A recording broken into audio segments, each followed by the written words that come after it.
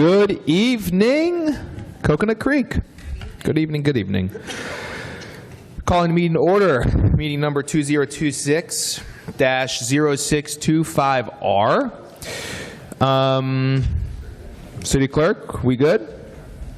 Yes, we are, Mayor. All right. Talk to us. What do we got?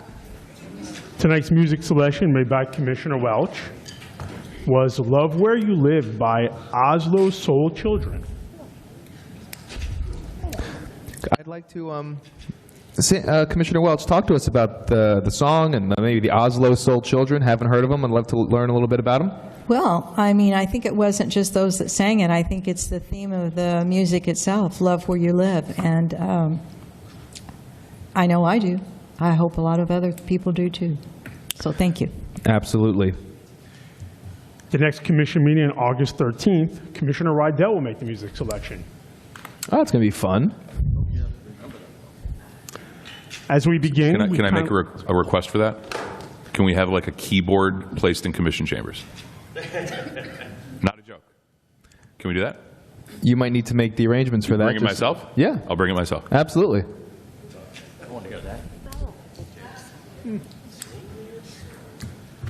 As we begin, we kindly ask that all mobile devices be silenced. To ensure the best possible sound quality, please speak clearly and directly into your microphone, and remember to mute your microphone when you're not speaking. Should anyone experience difficulty hearing at any time, please raise your hand and a hearing device will be provided to you. Thank you for your cooperation. Clerk, please call the roll. Commissioner Rydell. Here. Commissioner Welch. Here. Commissioner Raley. Here. Vice Mayor Brody. Here. Mayor Wasserman. Here. City Manager Rose. Here. City Attorney Pyburn. Here. City Attorney. This meeting is being conducted live with a physical quorum present. The material for today's meeting is available online at coconutcreek.gov. Anyone wishing to appeal any decision made will need a record of the proceedings, and for such purpose may need to ensure that a verbatim recording of the proceedings is made, including the testimony and evidence upon which the appeal is to be based.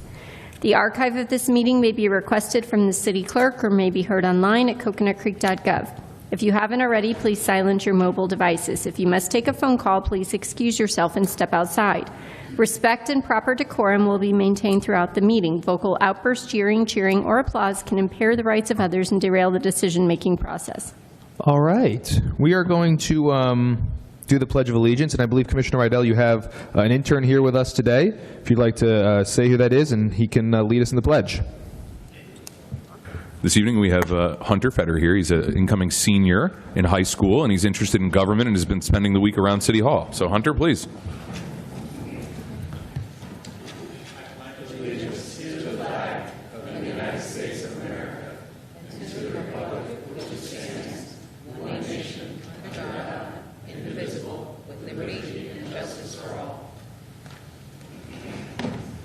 That was a little impromptu. I didn't, he wasn't prepared for that, but you certainly know your pledge. Very good. Couple things. Oh, here it is. Our people helping us tonight, we have Chris from Public Works, Ryan from IT, Fred for the PD. Really, I know we have a bunch of people here, but Art. Who else? That's it? All right. Jeanette's here. Jeanette's always here. So those are some people. Marianne is here. Marianne, it's good to have you here. Anybody else we'd like to shout out? Yvonne is here. All right, Sheila, we can't just say everybody. Yeah, no, it's super great. And to those people who enjoyed a nice little pre-meeting treat, walked around with some brownies, hopefully you all enjoyed. It's our pre-summer celebration, so hopefully you enjoyed a nice little sweet treat before this meeting. The water fountain is in the lobby.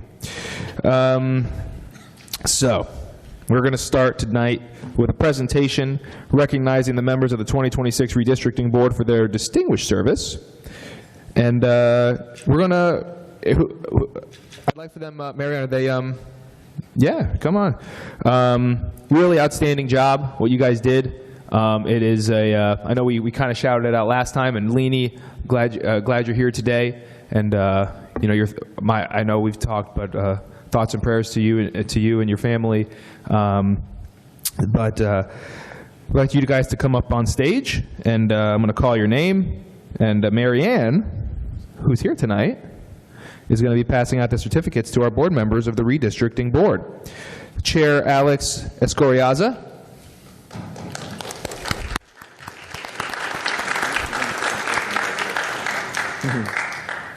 Vice Chair Craig Valvo. Brandy Drabick Martin.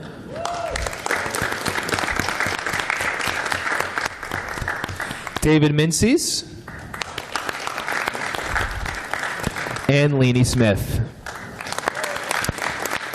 And commission, we're all going to go take a photo. Let's do it. Yeah, looks like it.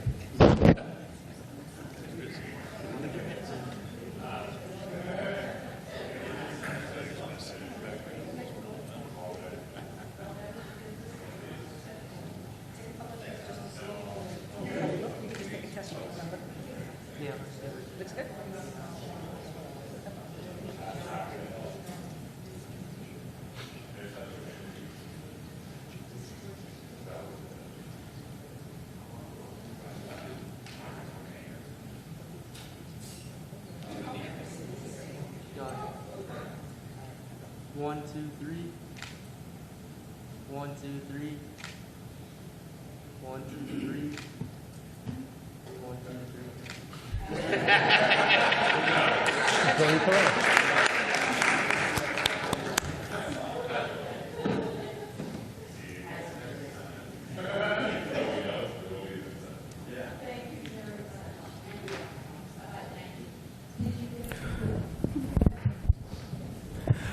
I think Alex is going for the hat trick of boards.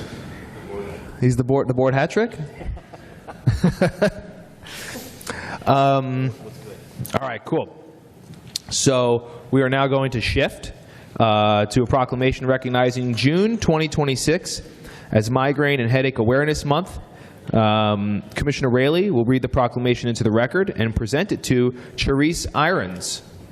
Okay, thank you, Mayor. Whereas headache disorders are among the leading causes of disability globally, affecting more than 40 million Americans and over 1.1 billion people worldwide. And whereas the symptoms of headache disorders extend beyond head pain, often impacting vision, cognitive function, balance, and daily activities, with attacks lasting hours to days. And whereas an estimated 4 million Americans live with chronic migraine, experiencing symptoms 15 or more days per month, yet access to specialized care remains limited. And whereas there is a severe shortage of headache specialists, with fewer than 800 certified headache medicine specialists nationwide, creating significant barriers to care. And whereas stigma and misinformation have historically stifled research, treatment innovation, and public awareness, leaving many patients undiagnosed and untreated. And whereas individuals with headache disorders are at an increased risk for developing depression and suicidal ideation, underscoring the urgent need for comprehensive care and mental health support. And whereas all individuals living with headache diseases deserve equitable, timely, and affordable access to effective treatments to improve their quality of life. Now, therefore be it resolved that the City Commission of the City of Coconut Creek, Florida, hereby proclaims the month of June 2026 as Migraine and Headache Awareness Month, and encourage all residents, healthcare professionals, and policymakers to support awareness, research, and improve access to care for headache diseases. In witness hereof, we have hereunto set our hands and caused the seal of the City of Coconut Creek to be affixed this 25th day, 2026, signed by the Mayor, Vice Mayor, City Commissioner. Thank you.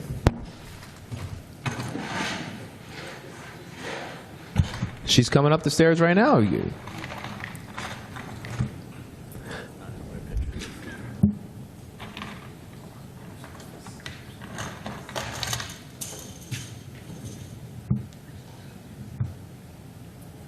Mm-hmm.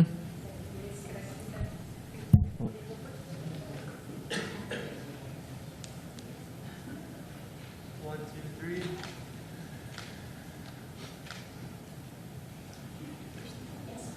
Yeah, I know.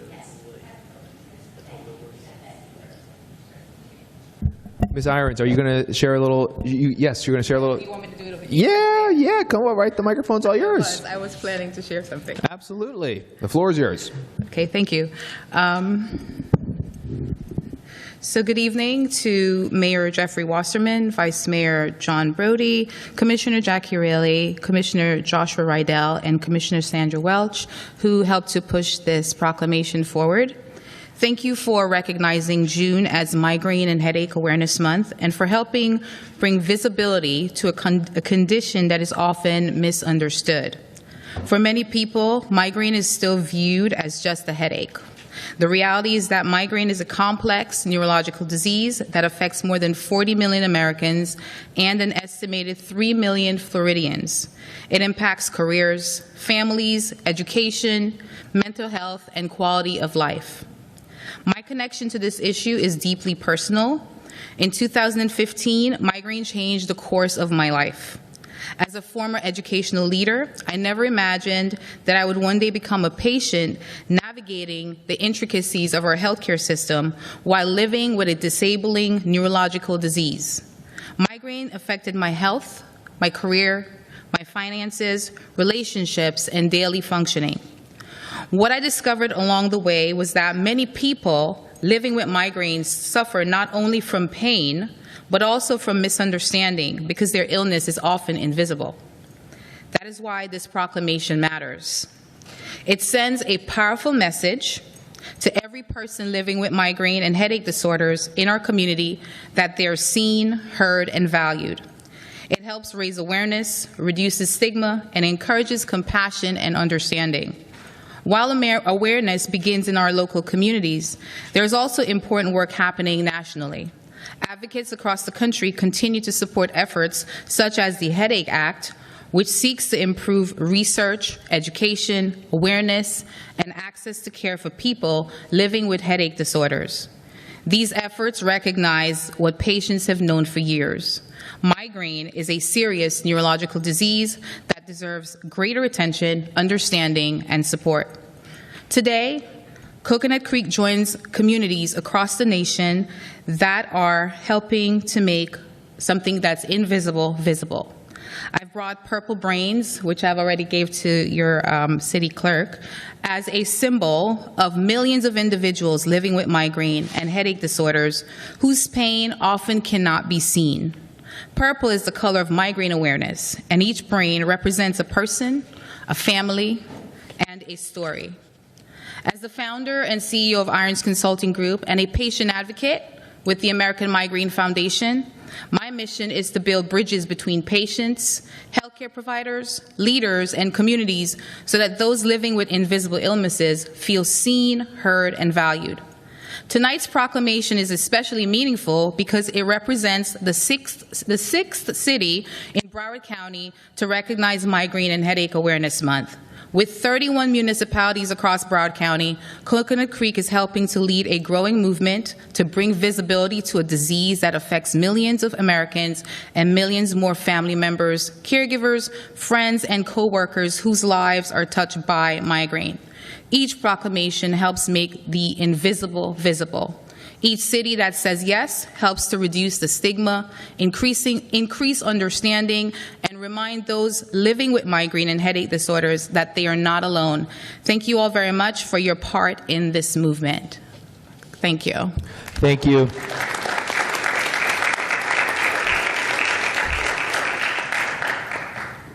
All right. We're now going to move on to a proclamation recognizing July 2026 as Parks and Recreation Month. Commissioner Rydell is going to read the proclamation into the record. And because we have so many Parks and Rec people here tonight, we're going to present it to all y'all. So when he's done with the when he's done reading the proclamation, please, Janet, lead your team up here for a nice photograph with the commissioner. Thank you, Mayor. Whereas the U.S. House of Representatives has designated July as Parks and Recreation Month, and whereas parks and recreation programs are vitally important to contributing to the economic, environmental well-being of a community and region, establishing and maintaining a quality of life, and ensuring health of all citizens. Whereas parks and recreation programs increase a community's economic prosperity through increased property values, expansion of the local tax base is funded by ad valorem tax dollars, increased tourism, the attraction and retention of businesses, and crime reduction. And whereas Coconut Creek's parks and natural recreation areas contribute to ecological beauty of our community and provide a place for children and adults to connect with nature and recreate outdoors. Whereas parks and recreation programs are an integral part of communities throughout the country, including the great city of Coconut Creek. Whereas the city of Coconut Creek's 18 parks and 9 greenways provide residents and visitors with a diverse opportunity for recreation, wellness, environmental stewardship, and social connection, and serve as gathering places that foster community pride, strengthen neighborhood relationships, and enhance the quality of life for all. Now, therefore, be it resolved by the City Commission of the City of Coconut Creek that July 2026 is Parks and Recreation Month. In the City of Coconut Creek, we encourage all residents to participate in parks and recreation activities, signed by the mayor, the vice mayor, the rest of the commission, and attested to by the city clerk. Thank you, Mayor.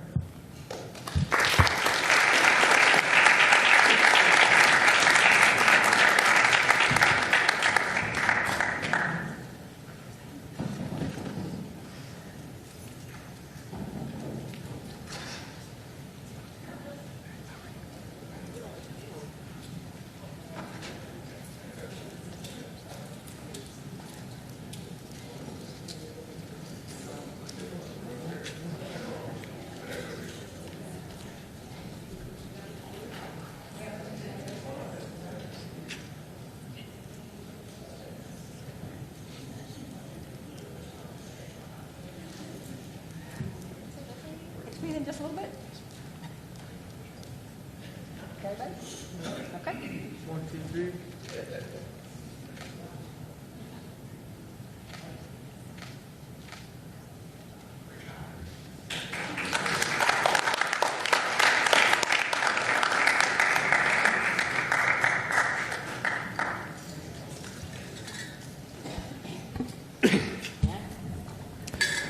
Commissioner Raley, of course. I just want to say thank you, guys, because our parks are exceptional, beautiful. Great job. Thank you.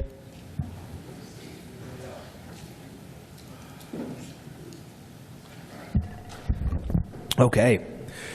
So, we are now going to have input from the public on non-agenda or consent agenda items, and I remind everyone wishing to speak that all comments must pertain to city business. Respect and proper decorum will be maintained. Behavior that disrupts the orderly conduct of this meeting, such as clapping, shouting, booing, and cheering, is not permitted. Any person who violates the decorum rules will be subject to removal from the chambers. And as a reminder, all comments must pertain to city business. This is for non-agenda items. I do know we have some people here wanting to speak about agenda items, and we'll get to those people during a little further down the line in the meeting. City Clerk? Thank you, Mayor. We have one individual that signed up to speak on non-agenda items. That individual is Amanda Tang. Amanda, come on down. Hey. Am I able to give this to you?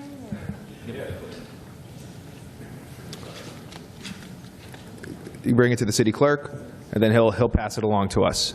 Thank you.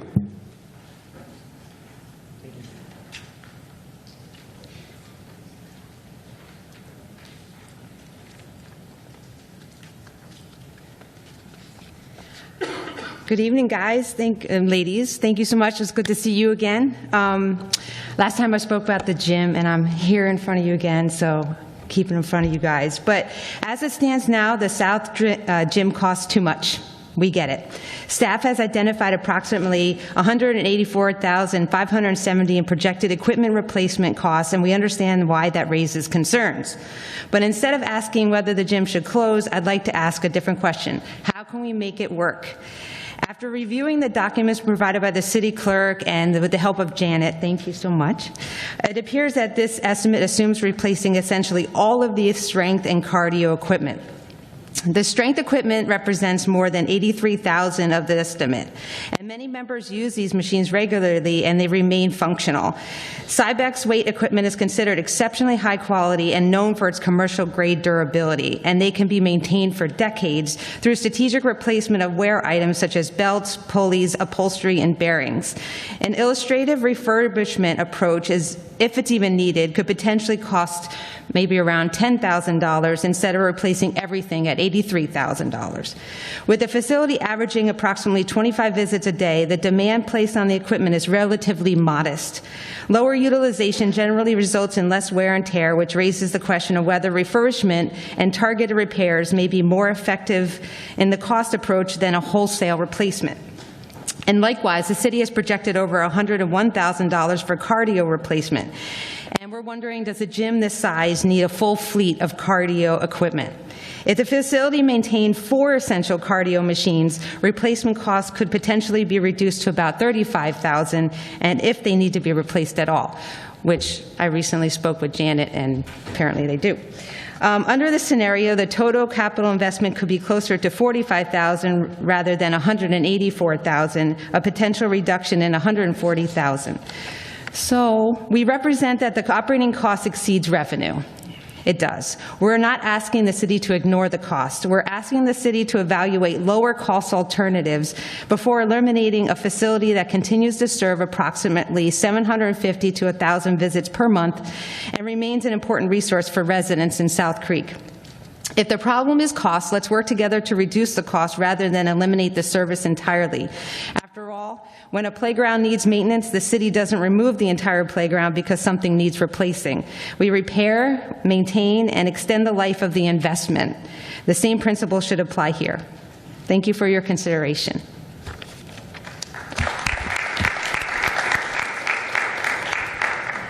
Thank you, Amanda.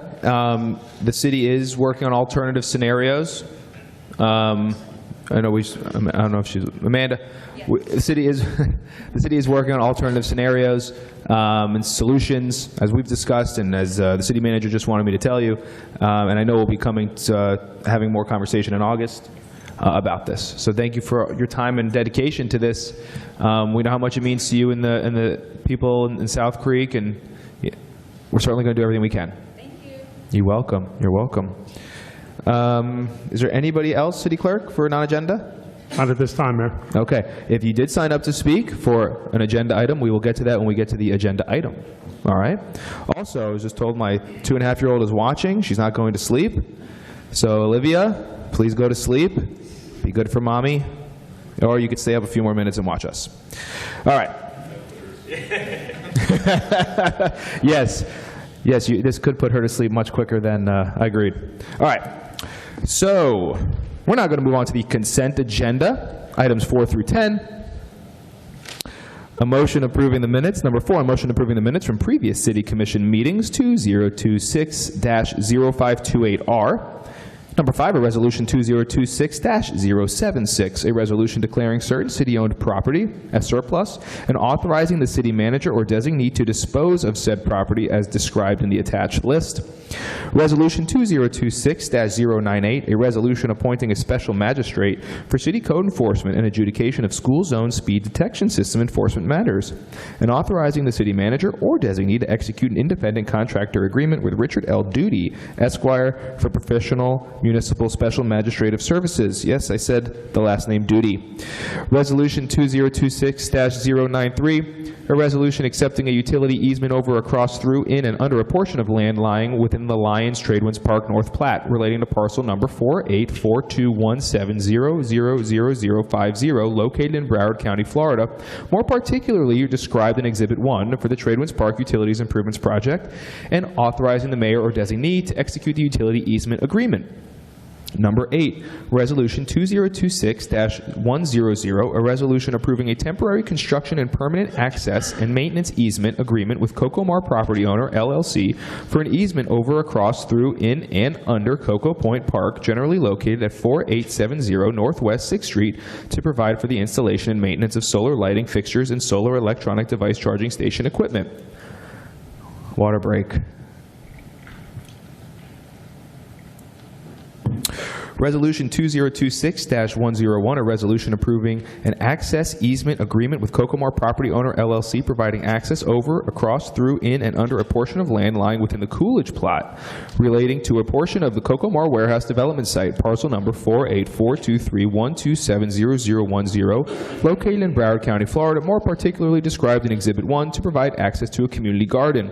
Resolution 2026-102, a resolution approving an access and maintenance easement agreement with Cocomar Property Owner LLC, providing access over, across, through, in, and under a portion of land lying within the Coolidge plat, relating to a portion of the Cocomar Warehouse Development Site, parcel number 4842312700010, located in Broward County, Florida, more particularly described in Exhibit 1, to provide for the installation of a City of Coconut Creek monument sign. Are there any items the Commission wishes to pull from the consent agenda? Move consent. Second. Moved by Commissioner Rydell, seconded by Commissioner Welch. Please call the roll. Commissioner Rydell? Yes. Commissioner Welch? Yes. Commissioner Raley? Yes. Vice Mayor Brody? Yes. Mayor Wasserman? Yes.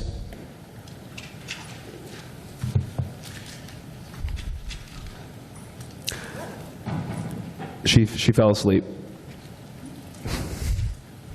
A resolution authorizing the city manager or designee to execute an agreement with Construction LLC for the construction of the Sawgrass Boulevard and Lions Road Drainage Improvement Project pursuant to IFB number 04-21-26-10. Is there a motion and a second? Move it. Second. Moved by Commissioner Rydell, seconded by Commissioner Welch. We're going to have a little presentation from Randall Blanchett. Randall from Utilities and Engineering. What you got? Good evening, Commissioners, Mayor, City Manager, Attorney. Appreciate your time today. The project before you is the Sawgrass Boulevard Drainage Improvement Project located just west of Lions Road. Historically, some flooding occurs on Sawgrass Boulevard north of the entrance of El Dorado Plaza. This creates a safety hazard for drivers and causes an accumulation of debris. The city hired a consultant to design a solution that includes the addition of a new curb inlet and adjacent piping to the existing drainage system to improve capacity. The design will impact the existing lane and sidewalk, which will be restored to current code and updated to current ADA standards. After a competitive bidding process, Construction X LLC was selected to perform the construction phase of this project for about $90,000, and they are here in attendance with us today. We have Renee and Romero from the company. The project is expected to be completed within approximately 5 months after the notice to proceed. We're expecting it to be a very straightforward project, and we look forward to the improved drainage system. Thank you. Are there any questions or comments from the Commission? Yes, Commissioner. Yeah, just advising my colleagues that when we get those days of like flash flooding, there's a couple areas. This is probably the worst pocket in the North Creek area that you see cars in the police department getting caught out, like for cars that get flooded out. Too many electric cars are getting flooded out. You've seen a lot of it. So this is a great project, and I want to thank the vendor for being here. Anybody else? All right. City Clerk, any members from the public? Not at this time, Mayor. Okay. Is there anybody who would like to speak on this? Okie dokie. Please call the roll. Commissioner Rydell? Yes. Commissioner Welch? Yes. Commissioner Raley? Yes. Vice Mayor Brody? Yes. Mayor Wasserman? Yes. Thank you.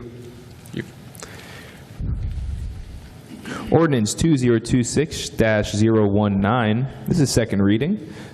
City Attorney? Thank you, Mayor. An ordinance of the City Commission of the City of Coconut Creek, Florida, repealing ordinance number 2018-24 in its entirety, providing for a revision of the boundaries of City Commission voting districts, accepting the recommendation of the 2026 Redistricting Board, which provides for a revision of the existing legal boundaries for the 5 at-large commission voting districts to establish 4 at-large commission voting districts with a mayor elected at-large as depicted in map 13 labeled Exhibit A, providing for conflicts, providing for severability, and providing an effective date. Move it. Second. Moved by Commissioner Welch, seconded by Commissioner Raley. City Attorney? This is before you for second reading. I don't know if you have any additional questions. The proposed changes, again, propose to place all of the neighborhoods within single districts and to go from 5 districts down to 4 due to the change with the elected mayor, but it won't be effective until after the next election in March of 2029. Anybody from the public signed up to speak on this item? Not at this time, Mayor. Is there anybody who would like to speak on this item?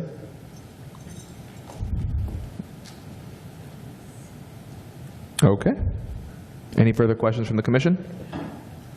All right, please call the roll. Commissioner Rydell. Yes. Commissioner Welch. Yes. Commissioner Raley. Yes. Vice Mayor Brody. Yes. Mayor Wasserman. Yes. Okay, moving along. Ordinance 2026-016, second reading. City Attorney, please. Thank you, Mayor. An ordinance of the City Commission of the City of Coconut Creek, Florida, amending the city's Code of Ordinances by amending Chapter 13, Land Development Code, Article 1, Administration, Regulations, and Procedures, Division 3, Implementation Procedures, by creating Section 13-43, Workforce Homebuyer Purchase Assistance Program, providing a purpose, definitions, criteria, and methodology for providing funds to assist qualified purchasers in the workforce target income group with the purchase of residential dwelling units within the city of Coconut Creek, providing for conflicts, providing for severability, providing for codification, and providing an effective date. Move it. Second. Moved by Commissioner Raley, seconded by Commissioner Welch. Are there any questions or comments from the commission? No, just job well done. All right. Open the public hearing. Are there any members of the public who'd like to speak on this item? Public hearing is now closed. Are there any further questions or comments from the commission? Clerk, please call the roll. Commissioner Rydell. Yes. Commissioner Welch. Yes. Commissioner Raley. Yes. Vice Mayor Brody. Yes. Mayor Wasserman. Yes.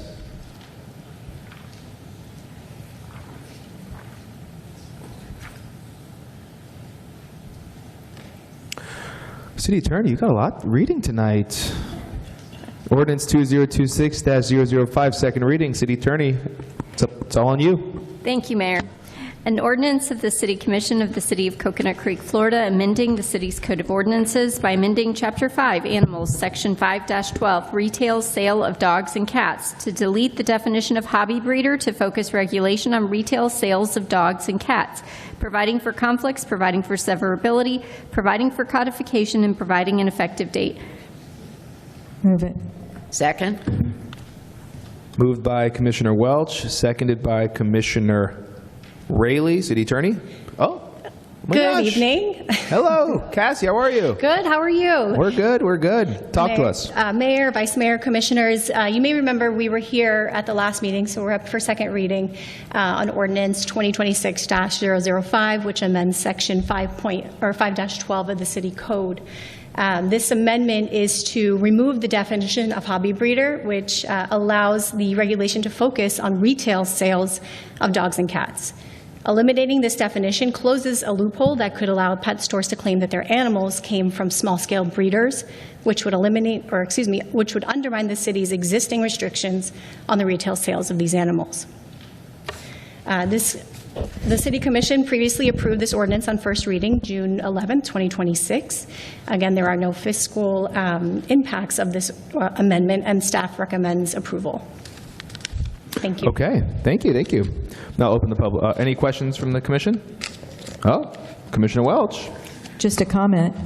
Thank you so much for your diligence and tenacity in working with all of the parties that reached out and bringing this across the finish line. It's, I think, with the intent of what we had when we originally made the no retail sales in pet stores in Coconut Creek. Thank you. I'll now open the public hearing. Are there any members of the public who'd like to speak on this item? Closing public hearing. Any further questions from the commission? Please call the roll. Commissioner Rydell. Yes. Commissioner Welch. Yes. Commissioner Raley. Yes. Vice Mayor Brody. Yes. Mayor Wasserman. Yes. Thank you. Thank you. Okay, we're now going to shift to 2026 meeting-6-020, first reading. You guessed it, City Attorney. You're up. Thank you, Mayor. An ordinance of the City Commission of the City of Coconut Creek, Florida, amending the city's Code of Ordinances by amending Chapter 15, Parks and Recreation, Article 2, Rules and Regulations, to amend Section 15-30, Parks, Facilities, and Use Fees, delete Section 15-34, Special Activity Instructors / administrators, and amend Section 15-37, Violations and Penalties, to provide for adoption of the Schedule of Parks and Recreation User and Service Fees by resolution of the City Commission, remove activity instructor fees from the Code of Ordinances, to be adopted within the Schedule of Parks and Recreation User and Service Fees, and update violations and penalties consistent with these changes, providing for conflicts, providing for severability, providing for codification, and providing an effective date. Move it. Second. Move. You guys are like the mover and groovers for the night. And I might just make a clarification. Item 15 allows, years ago, the Parks and Recreation fees were part of the municipal code. They were taken out and they were adopted by the Parks and Recreation director. This amendment does not adopt the new fees. What it does is allow us to adopt it by resolution. So item 15 is a procedural issue. Item 16 is where we get into the meat of the discussion, just for clarity. Okay. And does anybody, so what I'd like to do is we'll get through 15, and then we'll take public comment on 16, because that's where all the comments are for. Okay? All right. Parks and Rec staff, you're up. Good evening, Mayor, Vice Mayor, and Commissioners. Before you tonight is ordinance number 2026-020, which proposes amendments to the Chapter 15 of the City Code related to Parks and Recreation fees and administrative procedures. This ordinance is intended to streamline the administration of Parks and Recreation users and service fees while maintaining Commission oversight. The amendment removes fee-related provisions from the City Code and consolidates them with the Parks and Recreation fee scheduling, allowing the departments to more efficiently manage fees and respond to operational needs and market conditions. The ordinance also removes provisions related to the special activity instructor and the administrators from the code and relocates them to the fee schedule, where they can be managed alongside other Parks and Recreation fees and charges. Additionally, the ordinance updates the violations and penalties section to ensure consistency with these amendments. As outlined in the business impact estimate, this ordinance is an administrative in nature and does not create new regulations, compliance requirements, fees, or financial obligations for private businesses. Any impact on the business community is expected to be minimal. Staff believe these amendments will improve administrative efficiency while supporting the continued delivery of high-quality Parks and Recreation programs and services. Staff respectfully recommend approval of ordinance number 2026-020 on the first reading and is available to answer any questions. Thank you. Thank you. We do have a question from a commissioner. So, Sheila, I know you just presented the item as being an outlier of just a procedural issue, but it does a little more than that because it removes certain sections of the ordinance as is, correct? Or maybe Terrell can answer that question. Madam City Attorney. Yes, as it relates to special activity instructors, and just clarifies a provision as it relates to penalties. I understand, but there's a portion of it that's removing potential fee sharing with any instructors. There's a section removing penalties. There's changes being made. Is that fair? Yes. As it's outlined, there is, because there's strikeouts in the ordinance. Fair? Correct. Okay. That's all I have before we discuss. Okay. City Clerk, are any members of the people who spoke to speak on this item? Not at this time, Mayor. Okay, thank you. Is there anyone who would like to, anyone who's present who would like to provide input on this item? Sure.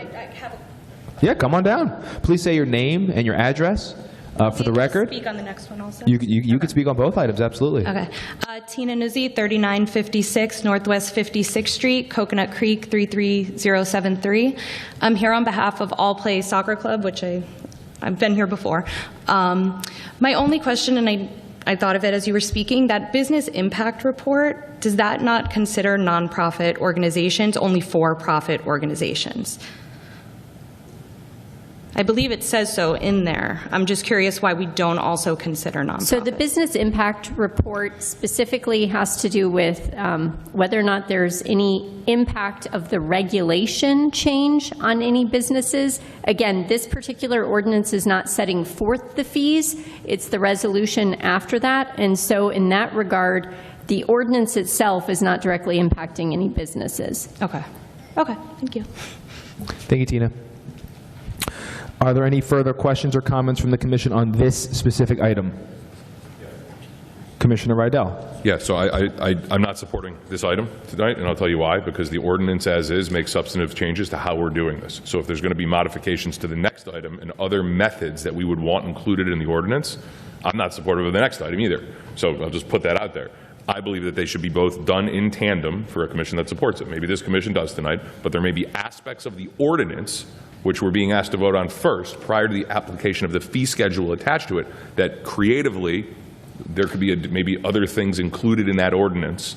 I understand we're removing things, but just as we remove things, we can add to things. So I see it as potentially duplicitous work that I don't know how the discussion is going to go on the next item, but if this commission isn't in support of the next item, there may be other creative solutions, much like Ms. Tang brought up, that the city could reevaluate for adding to this ordinance that may not be in it as written. So I don't support this item. I'm not supporting the next item. Thank you.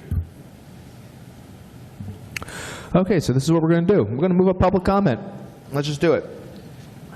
Yeah, I'm going to move up a public item. Anybody who wanted to comment on 16? Yes, we're going to combine.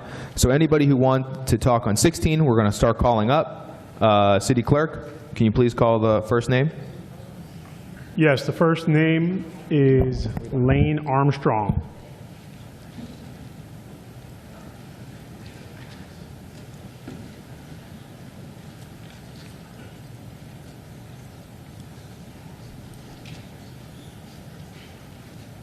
Hello all, how are you?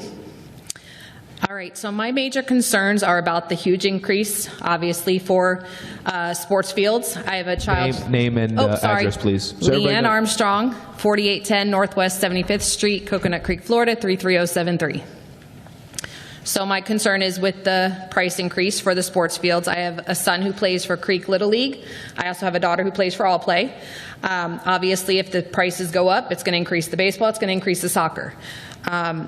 As I'm a teacher for Broward schools, you know we don't make big money, so I can't afford to go to these other clubs that are charging $300 and $400 a month for both baseball or soccer.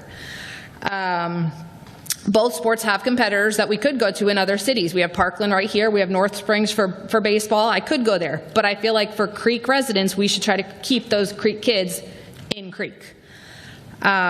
Specifically for All Play Soccer, they are a nonprofit, so this increase would probably put them out of business. They can't afford to charge their people the prices that travel soccer charges.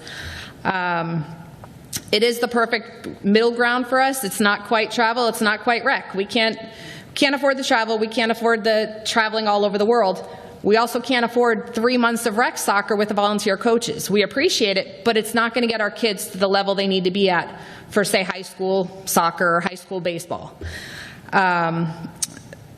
All Play has prepared my daughter. She is the starting goalie at Monarch, and they've done that. They've prepared her for that. She's played 2 years already. She'll play the next 2 years. Unfortunately, if All Play goes downhill, she's only going to have the high school soccer, and that's not going to be enough for her.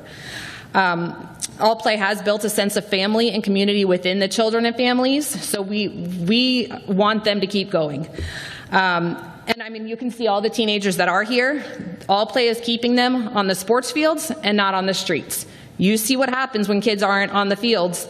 They're out there riding their bikes through the streets. They're out there doing other things that we don't want in our neighborhood. So that's my 2 cents. I hope you guys can consider it.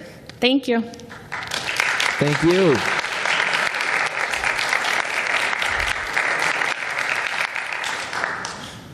The next speaker on this item is Tina Nuzzi.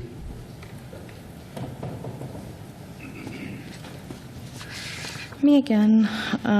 Tina Nuzzi, 3956 Northwest 56th Street, Coconut Creek, 33073. I'm here tonight on behalf of All Play Soccer Club to discuss the proposed athletic field fee increases and the impact I believe it will have on the children and families we serve here in Coconut Creek. First, I want to acknowledge the tremendous undertaking I know this was for the Parks and Rec staff. We met with Janet. We understand all that went into this. We understand that maintaining quality athletic facilities comes at a cost, and I don't think anyone expects the fees to remain unchanged. My concern is the drastic increase basically overnight.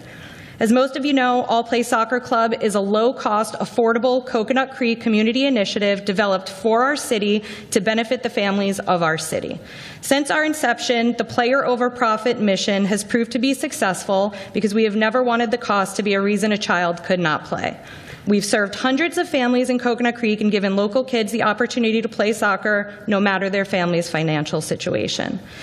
Under this proposal, for the same 2-hour practice, the base athletic field rental costs increased by as much as 166%, both with and without lights, and the rental fee for soccer goals increased 50%. For organizations like ours who steadily permit multiple fields every week, all year long, this sudden price increase will be devastating for our organization. To absorb these large increases, we would significantly have to increase our monthly membership fees, and every additional dollar our families pay would simply be passed directly on to the city of Coconut Creek. To absorb these, we also would have to cancel our Tuesday and Thursday U18 pickup nights that give local teenagers a safe place to get out of the house, away from screens, participate in physical activity, play, and have fun. Our affordable programs like our summer conditioning sessions and special events like Boys vs. Girls and Parents vs. Kids nights would most likely also be on the chopping block. And unfortunately, we would also have to reevaluate our financial assistance for approximately 15% of our players who participate for free or at a reduced cost. This leaves me with 2 questions for you. If local nonprofits can no longer afford to permit fields, who will? Because the fields will not sit empty. There will be people on the fields, but they won't be organizations from Coconut Creek. Our fields, built and maintained by Coconut Creek taxpayers, will be overtaken by large pay-to-play clubs with bigger budgets who are able to afford these increases. My second question. The city already recognizes the value of nonprofit organizations in other areas on this proposal. On the fee schedule marked Exhibit A, attached to the agenda, if a resident Coconut Creek nonprofit rents an indoor meeting room, it receives a significantly reduced rate compared to a for-profit organization. Why does this philosophy does not exist when it comes to athletic fields? I'm asking you to recognize the local nonprofit organizations in this community. I fight for our club because I've seen what it can do, and there's no denying the positive impact All Play Soccer Club has had on this community. We provide a great service, we put in time and effort, and if you come to one of our trainings, you will see a sea of kids running around having fun, not inside on devices or out causing trouble. We have amazing coaches, volunteers, and family. We do the right thing. And I don't say this to pat ourselves on the back. I'm proud of our club and what we have been able to accomplish on such affordable prices. Thank you, Tina. Thank you.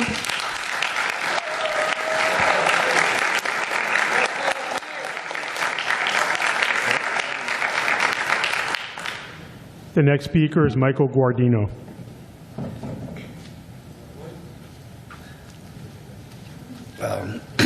Hello, thank you. You all know me. I won't go into who I am. Name and address, please. My name is Michael Guardino, 3956 Northwest 56th Street, Coconut Creek, Florida. What I would like to point out is that a week ago tonight, and there's 2 employees of the city that were there to witness this, we had about 15 kids on motorbikes who intentionally were riding directly across our field during our practice. When they got bored of that, they went over to the pavilion and they proceeded to jump one of the other teenage girls and steal her cell phone. So that's what goes on at our park. And while those kids are doing that, these kids are here to fight for the right that they should have, the ability to play soccer at a reasonable cost. That being said, we have a 14-year-old player who was very upset that she's not 18 and she can't speak here tonight, and I promised that I would read the letter that she wrote, so I would like to read her letter on her behalf. Is she here? She is not here tonight. Because anybody who could speak. The parents didn't want her Okay. speaking, Got it. but they did approve Understood. the reading of the letter. Also, I'll just use her initials, LG, where she puts her name, because I don't want to put her name out to the public. My name is LG, and I am a U15 player at All Play Soccer Club. I cannot exaggerate enough how much being part of APSC has meant to me. In the past year, I have grown so much as a player and as a person. I have improved my skills, made close friends, and found a community where I feel welcome and supported. I look forward to going to soccer every day. It is one of the best parts of my week and has become a safe, stress-free space for me.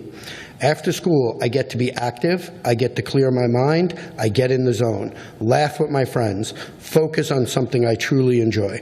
Soccer gives me a break from schoolwork and everyday stress, and I honestly cannot imagine something better than being out on the field with my teammates. APSC has also afforded, APSC is also affordable and convenient for my family because my brother and I can both train and play there. A 166% increase in field rental cost would force us to choose which one of us plays, as we would not be able to afford to pay for both of us. It could also mean fewer kids have the chance to play soccer, make friends, stay active, and spend time doing something positive instead of being at home on our screens using social media. Please consider how much this club means to the kids and families who are part of it and part of this community. I respectfully ask that you reconsider this increase and continue supporting youth sports in Coconut Creek. Thank you for your time and consideration. Sincerely, LG, U15 player, All Play Soccer Club. The reason I read this letter is to point out to you, these are the type of kids that we are not going to support by raising the fees. Please consider this. Thank you.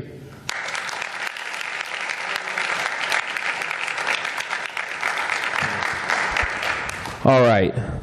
Now, we do respect the clapping and the excitement, but as described at the beginning of the meeting, please, no clapping or, I know it's very exciting, all right? And we want to hype them up. But we do have to keep the norms here. So I do appreciate that respect. Next, what do we got? Next speaker is Julie Gabbiotti.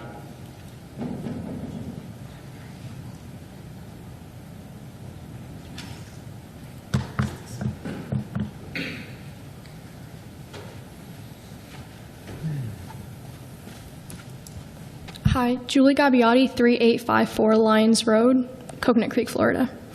I'm here today as someone who has grown up on the fields of Coconut Creek, not just as a player, but as a volunteer and a coach. I was one of the very first people to join All Play. Back then it was small. There weren't big numbers or formal system, just a group of people who wanted a place to play.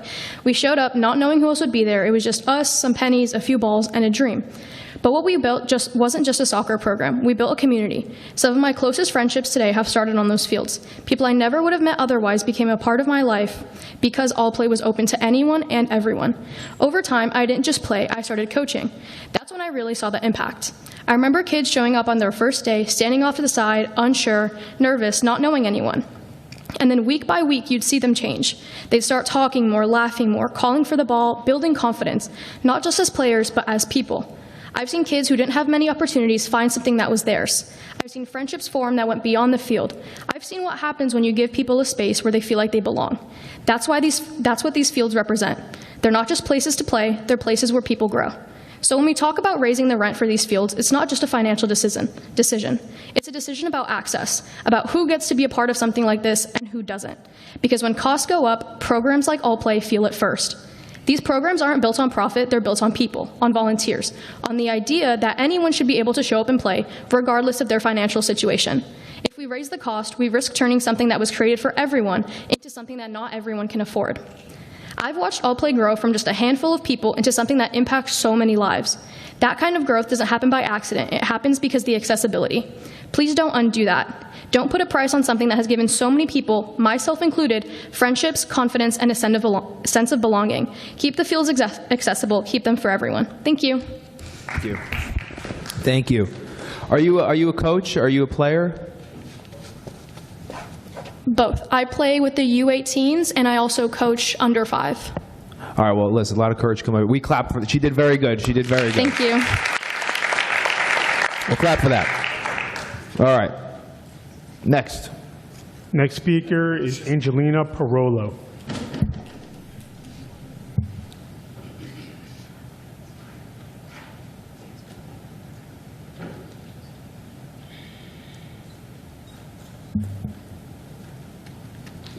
Hi, Angelina Barolo, 4812 Northside Road 7.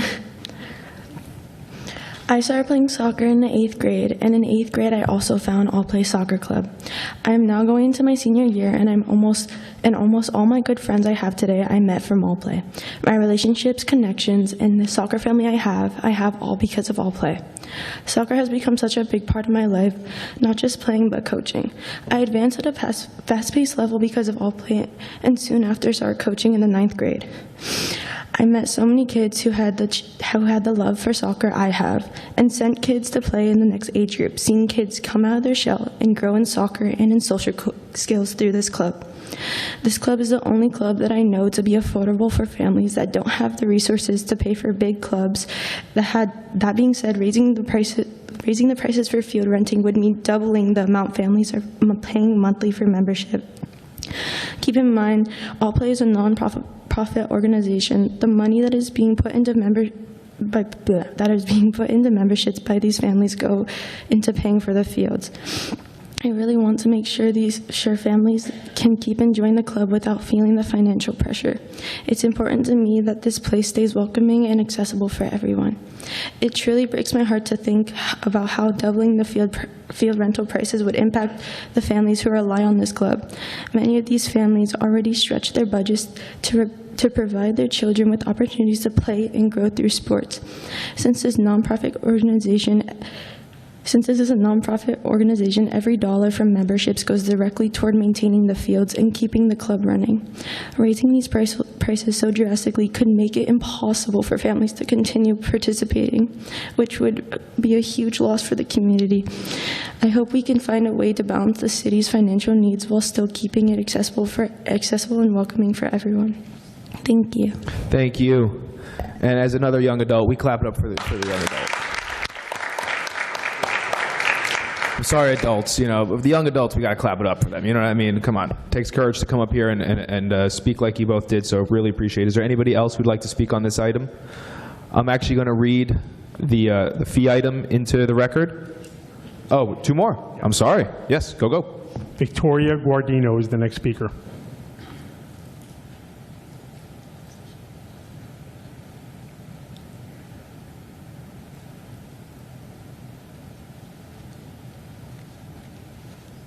Hi, my name is Victoria, 3956 Northwest 56th Street. I've played at All Play Soccer Club since it very first started. My parents originally started it because there was no other options for children to play who didn't want to play competitively and felt that the recreation programs just didn't offer the skill that we were looking for. APSC has become a safe space for me and my friends to be outdoors, stay active, and become better players overall.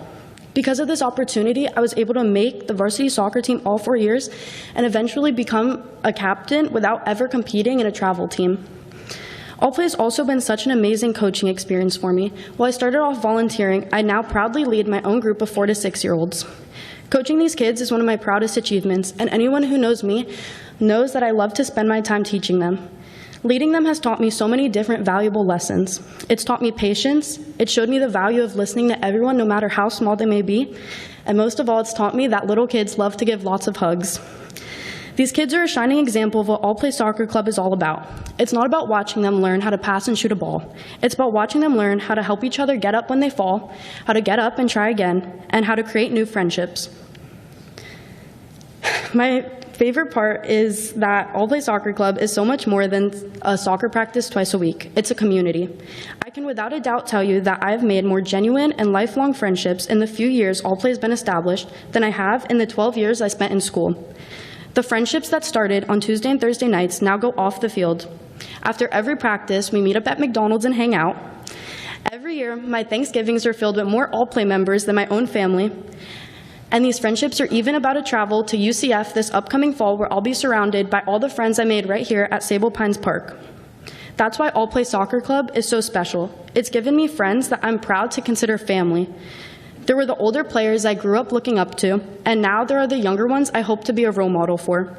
I truly believe that All Play Soccer Club represents the kind of community that I think Coconut Creek should be using as an example, and it gives kids the safe space to grow, families to connect, and young people to build confidence, friendships, and leadership that will continue to stay with them for the rest of their lives. Thank you. Thank you. It was Victoria, right? Yeah. Here, this is candy for all the kids. Come up. Dish it out, all right? All right, no problem. We appreciate, listen, they can get, you guys are here, paying attention, at least get something to eat, What'd you say?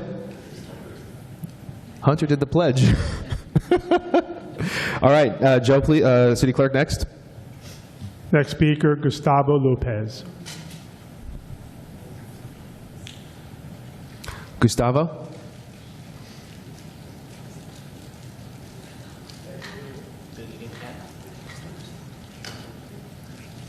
He's opted to not.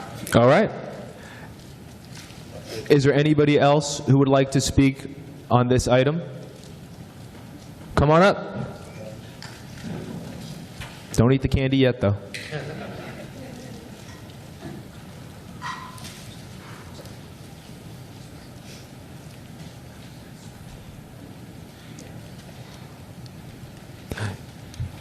Yes, and when you're done with the bowls, just bring them up here to Commissioner Rydell, please.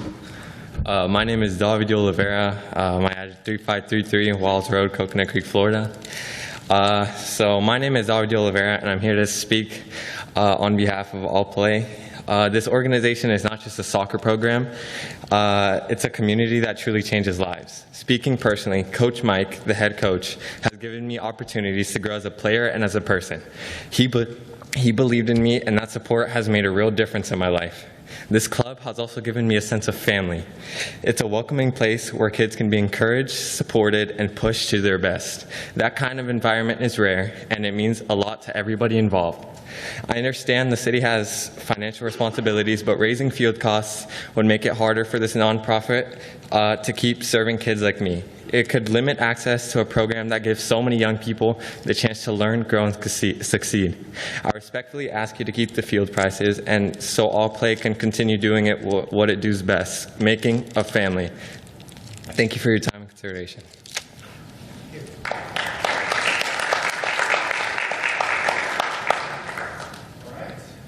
Is there anybody else who'd like to come on up?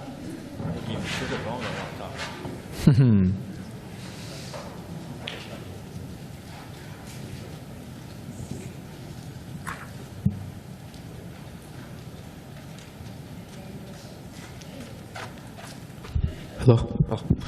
Hi, my name is Cruz Pineda. My address is 3646 Asperwood Circle, Coconut Creek, Florida. And this is what I wrote. All Play Soccer Club has had an incredible impact on my life, both on and off the field. As a nonprofit organization, it has given me opportunities that I never could have imagined, helping me grow not only as a soccer player, but more importantly, as a person. The field has become a second home to me, a place where I've built friendships, learned discipline, and gained confidence. I've also created memories that will stay with me forever. Coach Mike has been much more than just a coach. He has been a father figure to so many of us, always teaching us the importance of respect, responsibility, teamwork, and perseverance. The positive environment that All Play has created has shaped countless young athletes and continues to make a real difference in our community.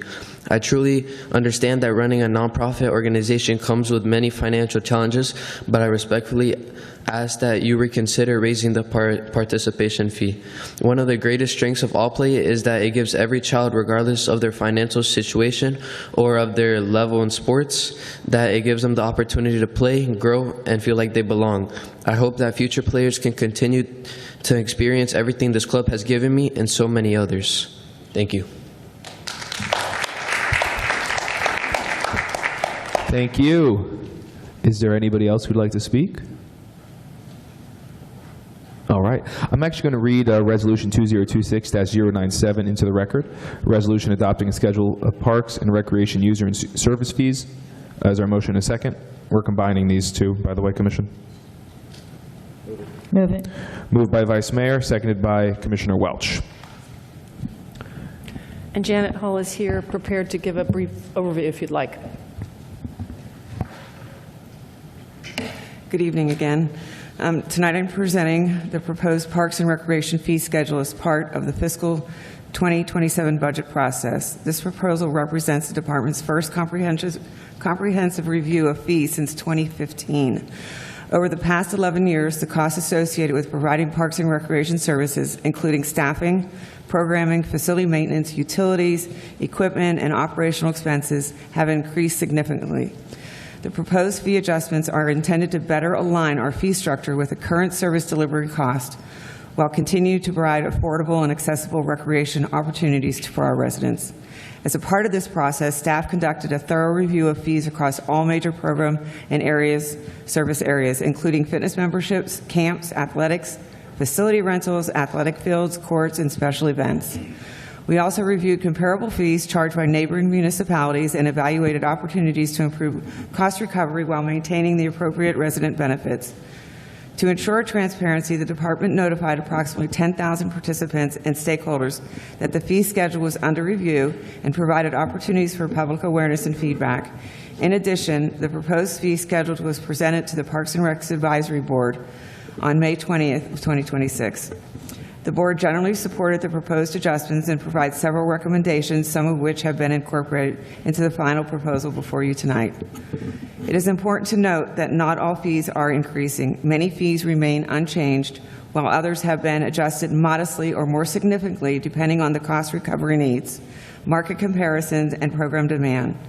Resident rates continue to be subsidized in many areas, reflecting the city's commitment to providing quality recreational opportunities for our community.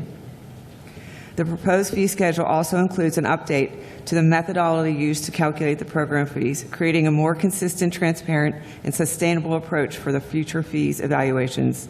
Staff believes this proposal strikes an appropriate balance between fiscal responsibility and maintaining the high-quality parks and recreation services our residents have come to expect. At this time, staff recommends approval of the proposed Parks and Recreation fee schedule as presented and is available to answer any questions from the Commission. Thank you. You've had a busy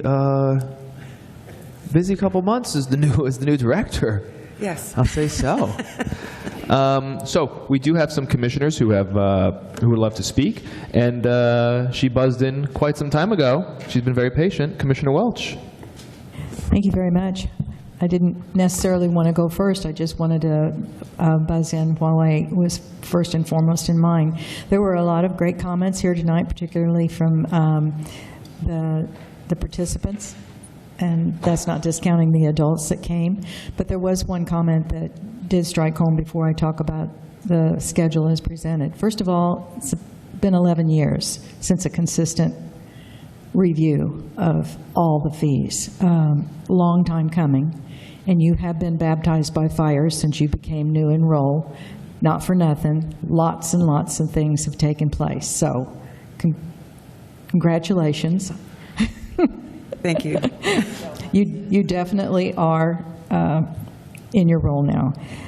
But one thing that I think the first speaker said that did come to mind, is there a possibility to, because we know that fees, many of them must be increased in some way or another. It's been 11 years for many of them. Was there any consideration for the nonprofit in regard to the athletic fields and courts?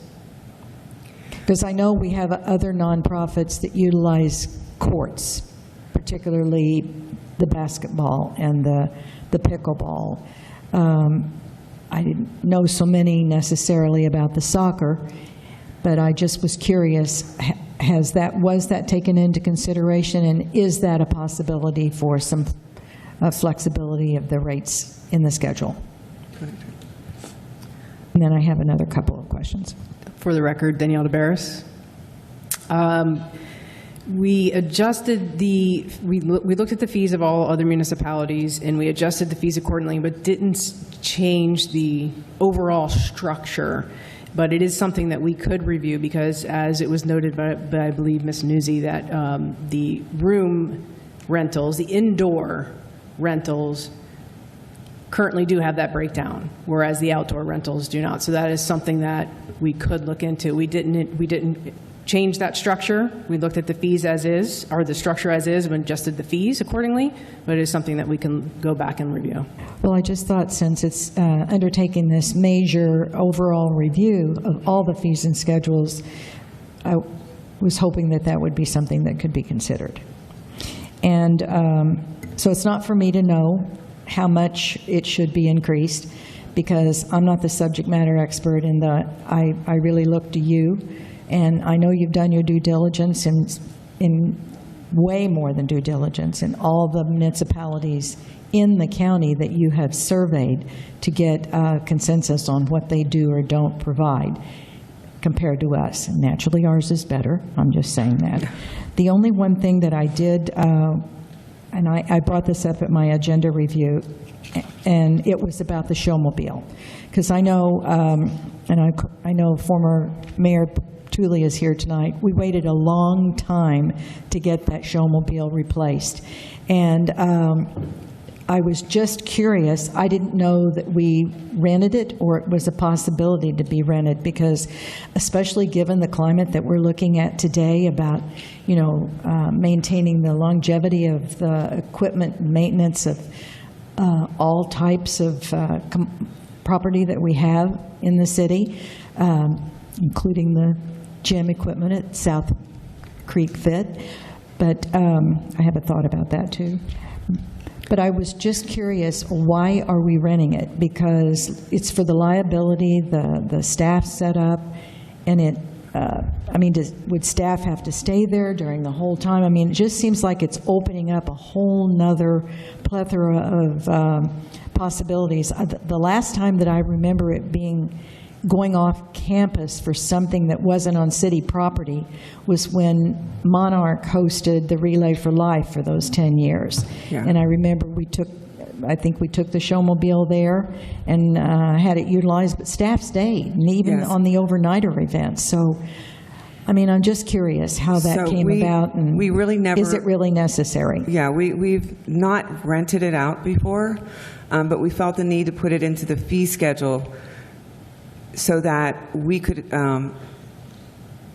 get a return on our loaning it out or renting it out. So there is an additional fee if it is on city property for them to do cleanup, for staff to stay and take part in that.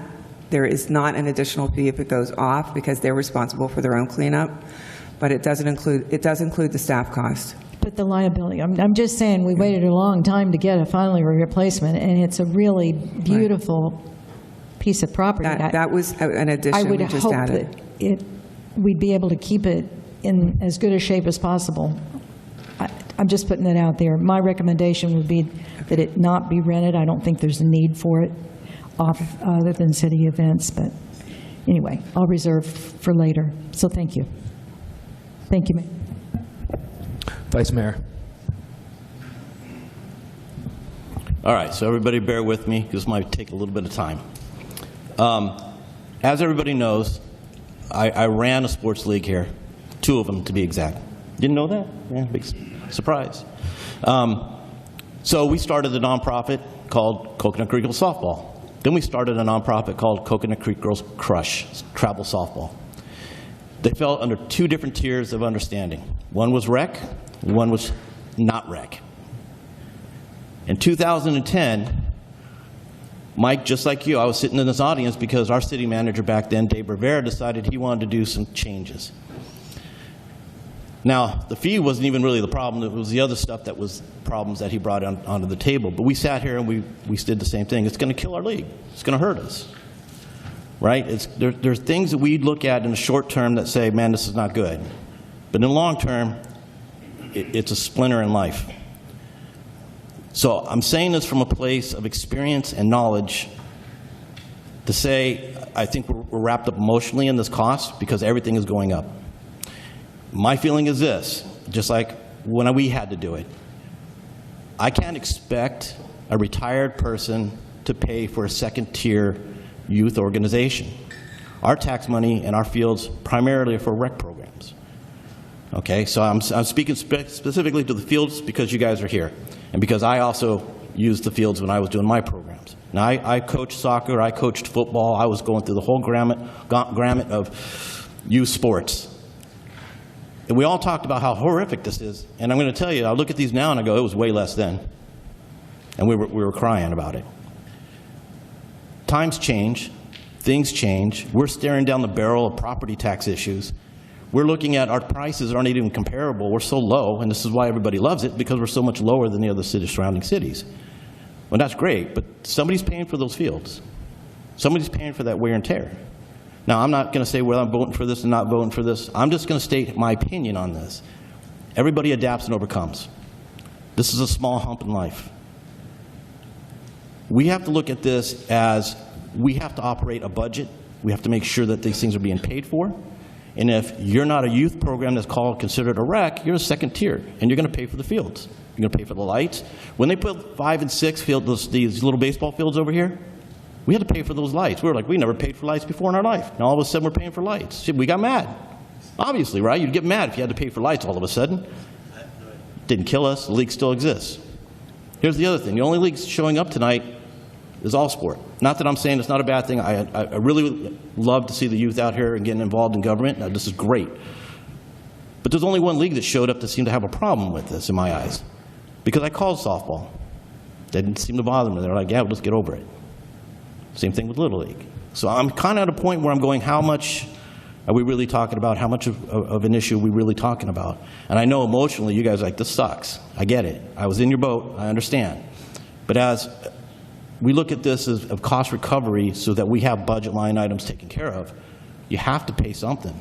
And if we're not paying enough to cover it, it's kind of a joke. We're paying it for 60,000 people, and not the people who are renting the fields. So my feeling is if you're going to rent the field, you're going to pay the price. Because you guys tear grass up, you're soccer. We tore dirt up. And trust me, we had to pay for clay, so I get it. But there's a cost involved in playing these sports. Life never goes backwards when you talk about paying for something. You don't see things going back to 1988, gas prices 79 cents, right? We're paying $2.90, whatever, $3.90, whatever we're paying. It's been a while since I got gas, man. Anyways, we're not going back. It always goes up, and you have to understand you have to adapt as a program. I'm telling you this from experience. I ran that program for 10 years. We adapted like crazy, trying to make sure that we fit into what the city wanted. And it wasn't easy. There was a lot of bloody noses in the city manager's office. And I get it. I get where you guys are coming from. This is important. But in the same fact, we want to maintain these fields. And if we can't afford, if we're asking a retired person who has no kids to pay taxes on a field that the kids are tearing up, that's not fair to those people. So who pays that cost of the cost that's going up? Because we all know water's gone up. If you live in Coconut Creek, you've seen your water bill. It went up, right? We water fields. What happens to the fertilizer? What happens when we resod? All those costs of that stuff goes up, doesn't go down. So I don't know where the shock factor is. Is it how much it went up, or is that it's going up? Are you asking me? No, it's rhetorical. I'm just looking at you because you're here.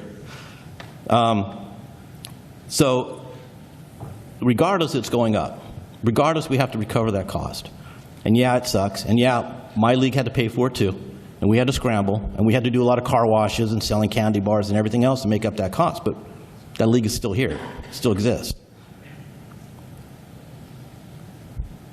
Jan, you said that we did a 10,000-person survey. Is that what you said? We notified. Notified. So how many responses did you get back out of 10,000? Not very many. A handful. Handful. See, and this is how I'm feeling it. Is we have to look out for the entire program and the entire budget line item. And it's tough, and I get it, man. I get things are tough. I get it hurts when you have to pay more money, especially being a nonprofit. And especially, Mike, how you run the program I think is wonderful. You make it affordable for anybody to be able to play. And I've told you many times, I admire that because that's what we did, right? Because we wanted to make sure that any girl could go play softball. But this is just an operational cost. This is just something that you just we all have to deal with. Now, regardless of what ends up tonight, the city's paying that price somewhere.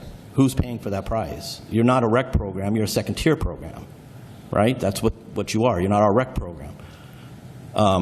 You're not a travel program, but they would also still be in that same predicament. They're going to pay to rent the cost. That's not a nonprofit. That's not our rec program.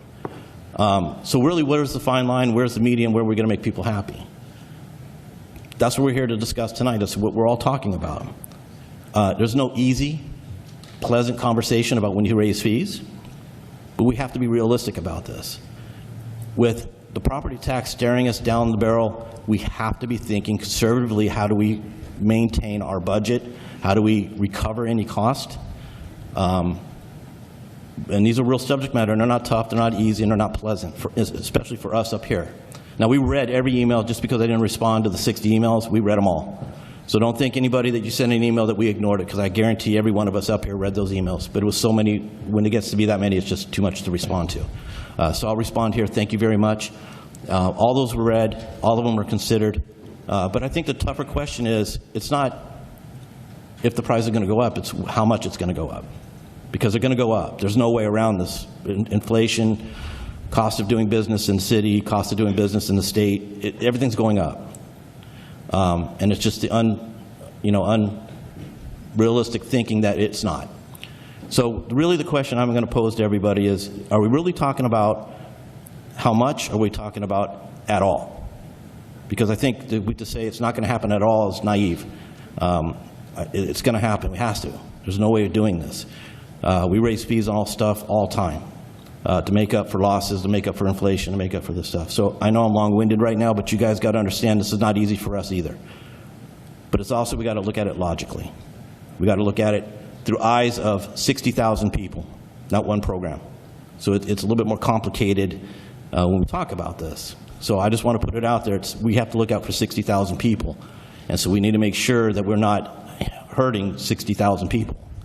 So you understand that our thing is the 30,000-foot view of this program and these fees and everything else. Now, you guys are eyeballing it. You're here with it. And we understand that. But we have to make the tough decision of what we're going to do. I'm going to turn it over. I'm going to listen to what my colleagues have to say about this, and then we'll see what happens in the vote. Thank you, Vice Mayor. Commissioner Rydell. Thank you. I think, John, you make some points, but we have a policy philosophical issue to deal with, and this is part one of that decision, right? So I look at this, and why I don't support this, because I think this is, I don't think this is equal. I think we're cherry picking certain items to make a higher percentage increase than other increases. I think Commissioner Welsh brings up a point about nonprofits. That was something I was going to hammer on as well, that in certain nonprofits, depending on the type of nonprofit, can reap an enormous benefit in the city, and others sure don't, right? John brings up a point, why is an elderly person, Vice Mayor, I apologize, why is an elderly person going to pay for a field? The same way we don't send bills through the fire department to probably a majority of the ambulances that go to Winmore. With all due respect, those people don't get bills, and they probably use 40% of our emergency services. So I could pick every department here. Mike Heimbeck in Public Works, the person that's putting out more than 6 cubic yards of bulk waste that we're not fining for, that's in violation of our Republic agreement, who happens to be here.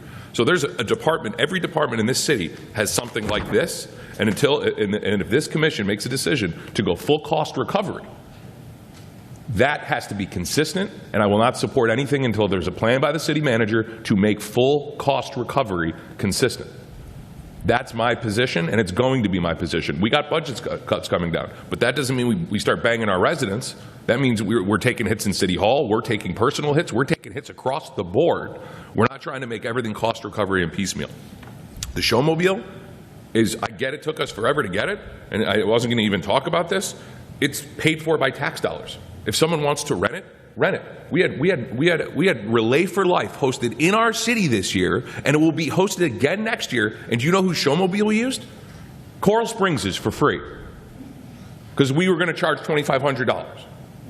I can't support this. If we're going to make this, you make it global, you make it consistent, and this is not what was before us. And let me just say this to Parks and Rec. Thank you. You've put in so much time to this, and this isn't directed to the team at all. It's if we're philosophically, as this commission, if we're going to change with property tax reform, change uniform, don't take low-hanging fruit and add nickel and dime charges to certain people where they're going to be affected, pick it on Parks and Rec first, because I'll tell you this right now, I have bought more kids in girls basketball snacks because their parents can't afford it. There's girls that specifically come from other cities to play, and yeah, they're not residents, but they come here because they like the climate, they like the culture. These are kids. I'm always going to support our kids, but this is larger than that today. This is, if we're going to be going into full cost recovery, rip the Band-Aid off, Madam City Manager, and do it across the board, and then we can have a real robust conversation of the policy of what this commission could be, but I can't support doing it in piecemeal. Thank you. Commissioner Raley. Thank you. Thank you all for being here. First off, I would like to say thank you, coaches. Thank you, Mike. Thank you for starting this. I don't think anyone here, I don't think there's one person in this room that would question the advantages that keeping our youth busy and involved in sports is paramount. I mean, you guys, that's the first rule of parenting. Keep the kids active and busy. That's not the problem here. We love that you do that, and we want you to continue to do that. And Commissioner Rydell, I don't think this is full recovery costs that we're talking about right now. I think this is realistic increases. I think what's hurting and what's sticker shock is the fact that we haven't touched these fees in 11 years, and we're trying to catch up slowly. I mean, and we're in line with the other cities. I love that our residents are using these fields. Our children are busy. They love it. I love that non-residents come in and use the fields. But these are taxpayer dollars. Our residents are paying for all the services we have. If we have to address other areas of city services, we may have to do that. But we have to start somewhere. But I do want to say, kids, keep up the good work. Don't get discouraged. I mean, we're not talking life-changing numbers here. So I just, you know what, we have to keep, we'll keep them in line.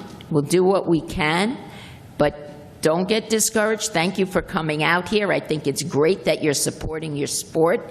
I have 2 grandkids that love soccer, but unfortunately they're in New York.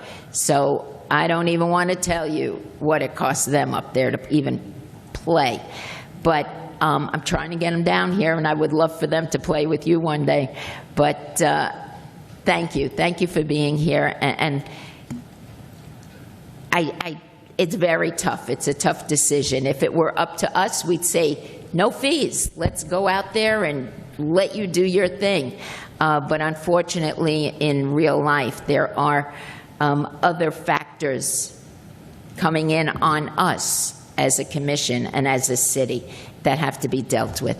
But thank you again for being here. Thank you for everyone participating and speaking. Okay, so I would like to,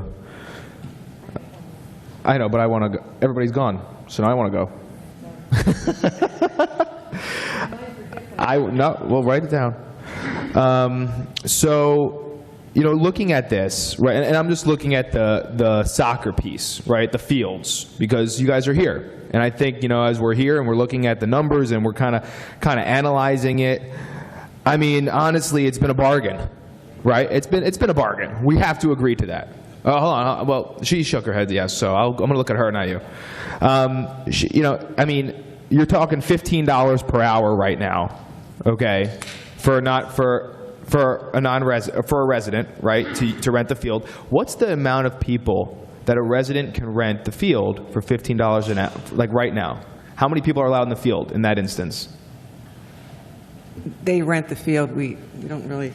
Are you asking how many people are on the field? No, like if I want to rent the field. Yeah. Is there like a cap of how many people I can have on the field? No, it's just 2 teams. Yeah, not really a cap. Okay. So now, if there's so I need to be understood, because I saw Michael's face, so he's obviously my information might not be accurate. Can somebody describe what a nonprofit like they would pay for an hour today? Okay, so we don't have a distinguishing for nonprofit. And the issue with the nonprofit is that not all nonprofits run the same type of business. You can have a nonprofit that has a profit.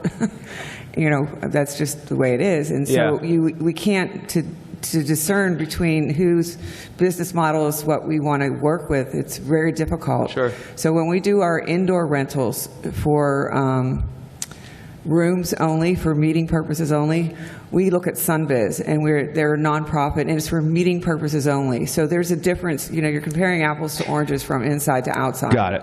Okay. So educate me as to how much they pay for field usage right now. $30. This year, we've spent $35,000 on field rental. I just want to know per hour. If we can have Andrew St. Remy, who's Yes, in charge please. of If he has the expert in information. area. Yeah, absolutely. Thank you. Yeah, come on up. Hello, how you doing tonight? What's up? All right. Yeah, my name is Andrew St. Remy. I'm the park supervisor here at the city. So when it comes to fees, it's $30 for 2 hours for a resident. So Michael is a resident? Yes. Okay. Yes. So they pay $30? Yeah, so their business for is 2 hours. categorized as a resident because their principal address is in Coconut Creek. That's correct. So it's $30 right now for 2 hours, which is basically $15 per hour. Correct. Okay, so I was right on my information. Plus goals. No. Yeah. We pay additional for the lights. We pay additional for the goals. There's other add-ons. If it's later at night, there's a different price. It's not a one-size-fits-all Got it. pricing model. Thank you, Michael. Thank you. I appreciate that. Anything else? Oh, that's it. Okay. So there are two thoughts I have, right? I know that things are changing. I look at prices at the neighboring cities, and like I said, it's a bargain. We have a bargain here. I can't deny that because I look at the numbers of the other cities. It's obvious. But I do also think we are a tiny bit premature on this, because if property tax reform does happen in November, I would expect this to change again. That's my take, right? Because we're going to have to, as a city, right, we have to operate, and I think everybody kind of made really salient points up here. We have operating costs, we have, whatever else anybody say, things that I agreed on. I do think we're a tiny bit premature, because if, let's say, this got approved tonight, and then we came back next year and did this again because the property tax reform got passed, for example, I would just hate to do it again, because I do see if property tax reform happens, this is getting it changed, and that's a fact, and I think you guys know that, okay? Today, I'll say my stance, I'm not okay with this today. I will eventually have to be okay with it, because if things do go a certain way, I'll have to adjust and we'll have to do what we got to do. So that's where I stand on that. I had a bunch of other things here, but when you started saying all the other variable fees and things, I'd like to have a more of a, I'd like to understand it just a little bit more clearly. But I do understand that this could raise a cost for the bottom line person, right? The player, the family. I get that. But I hope you guys understand that times are changing, and if November does go yes, times are going to be changing big time. And I think we all can kind of foresee what's going to happen, okay? But Commissioner Welch, oh wow, everybody's going for round two. I see a round two coming. Commissioner Welch. Thank you very much. I appreciate it. First of all, when I saw this item on the agenda, I was told, and I reiterated it during my agenda review, that this is not full cost recovery in any regard. Is that the case? That's correct. Okay, so that's why I was very open to it, because given the number of years it's been since there's been an intensive review of fees across the board relating to our parks and recreation. And we bring up the referendum of the property tax vote in November. However, what we are being asked to approve tonight is with a schedule in front of us and an annual review. So it won't wait 11 years. So however the vote goes, this is just talking about October 1, right? October 1 of this year for the next fiscal year. What happens on November isn't going to affect this fiscal year. So, however the vote goes in November with the property tax, at the first of the year, we're already prepared. Our finance department and all the other departments have already prepared numerous scenarios in anticipation of how the vote may or may not go. So I would fully expect that given next fiscal year, regardless of how the vote goes, one of those scenarios is going to be included in another fee schedule that will come back to us to identify what may or may not need to be adjusted. So I was open and receptive to it, knowing how it's just been so long, and with the promise that we're not going to wait that long anymore. It's going to be every year, fresh eyes, fresh input, and hopefully find a better way to reach our audience, our participants, so that those 10,000 users, I mean, I used Monkey Survey and I got back 20%. I don't know. Whatever we can do, if we can find a way to get people's opinion before it comes before us and they have to show up here tonight, I'm totally in favor of. But I understand why it's like this, and I appreciate the work because I think it does need to be done. Thank you. Rydell, Commissioner. The 11-year thing is like a little bit of a red herring, right? Because we've actually changed fees on a number of different programs in the past decade. Yes or no? Minimal. We haven't. Our cheat sheet chart says that. We've modified fees for certain programs in 2023. We've done certain changes in 2022. We've done certain changes in 2019. We did program modifications for costs for COVID. So I just want to say it, like, for us to take the position now, and I wasn't going to go down this route, that we haven't done anything in 11 years isn't necessarily true. Because there has been modifications to certain programs done in that time. Just to say that. And we're not going to play the game full cost recovery. How much money is anticipated to be generated by this change? Our current estimate is about $220,000. Okay, so about $250,000. Where's the majority of that money coming from in the anticipated schedule? So if we broke that down, that's that $225,000. Where's the biggest pot of that $225,000 coming from? Do we know? I don't have it in front of me, but I feel it's fairly dispersed between fitness, fields, facility rentals. I feel it's fairly dispersed between the different categories. Because if you percentage down all the increases, which I did, they're not all equal. All the percentage increases aren't equal for all the programs. There's actually, some are single digit, some are double digit, so there's like a kind of a shotgun approach to that. So that is correct. And if I could just explain the fields. The reason the fields are so high is because we have always been charging for 2 hours when all the other cities are doing 1 hour. And so we have gone to the 1 hour model to do our cost recovery for some of the maintenance on the field that we have. So again, we were really, really low, and so it seems really high, but we're actually right there or at the bottom of other municipalities. So there are some that are a higher percentage. I get it, and I appreciate it. So those are the only 2 points I wanted to make, Mayor. Commissioner Raley. Thank you. Yeah, I see the fields had a small increase in 2019. Okay. What I did want to ask, Mike, you brought up that, I think it was Mike, $35,000 a year it costs you? Yes. Okay.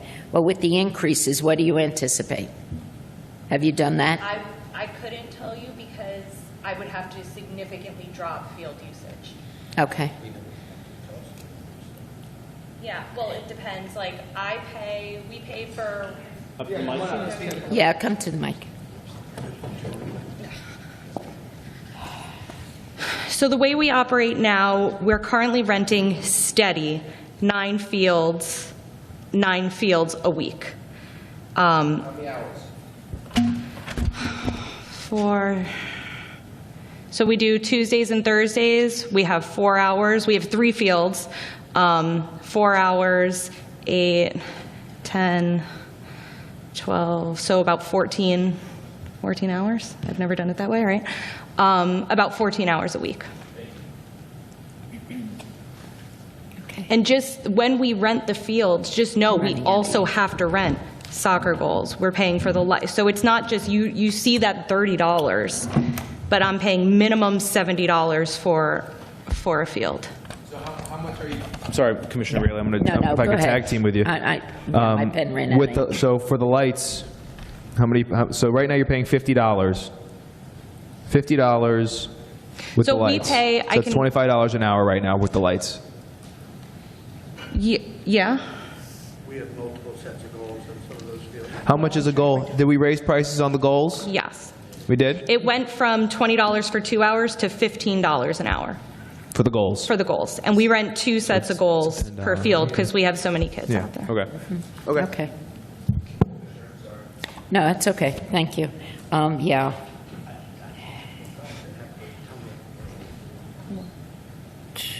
All right. Yeah, But I think, I was can I just curious say, as if to. $220,000 was brought in and we're bringing in $35,000, that's not nothing.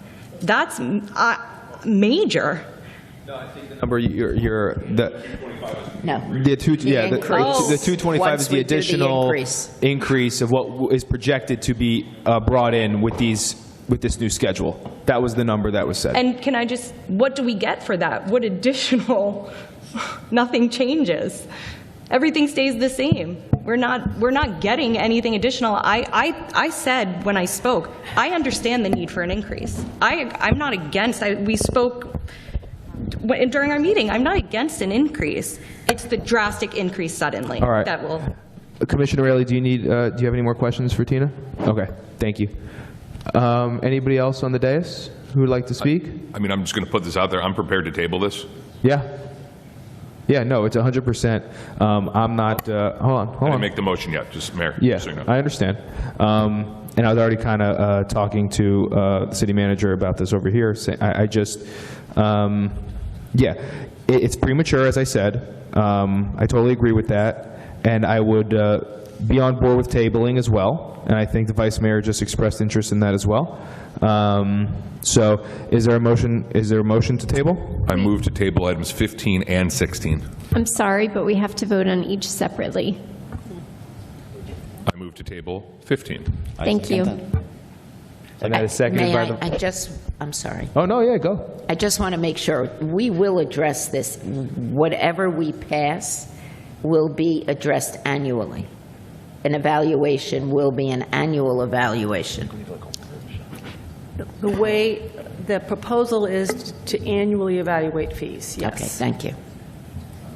All right, Commissioner Welch. Should we do a table date certain? Because we're in recess for the month of July, so. Yeah. Yeah, I'd be moving to table item 15 to the December meeting. Yeah, that's my motion. After the vote. I move to table this item to December. I tend to agree. Is there a second on tabling till December? Yeah, I'll second that. Okay. I tend to agree with that. It's premature. I'd like to see what happens in November. I'd hate to raise and then raise again. If we're going to raise, I'd like to do it all at once.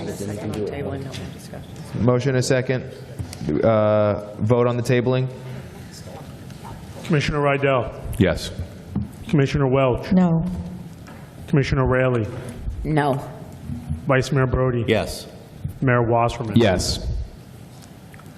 Is there, so now we'll move on to the next. I move to table item 16, which to the same December meeting. I second that. Time certain. Okay. Motion made to table item 16 till December meeting, seconded by Commissioner Rydell, seconded by Vice Mayor Brody. Please call the roll. Commissioner Rydell. Yes. Commissioner Welch. No. Commissioner Raley. No. Vice Mayor Brody. Yes. Mayor Wasserman. Yes. Okay, see you in December.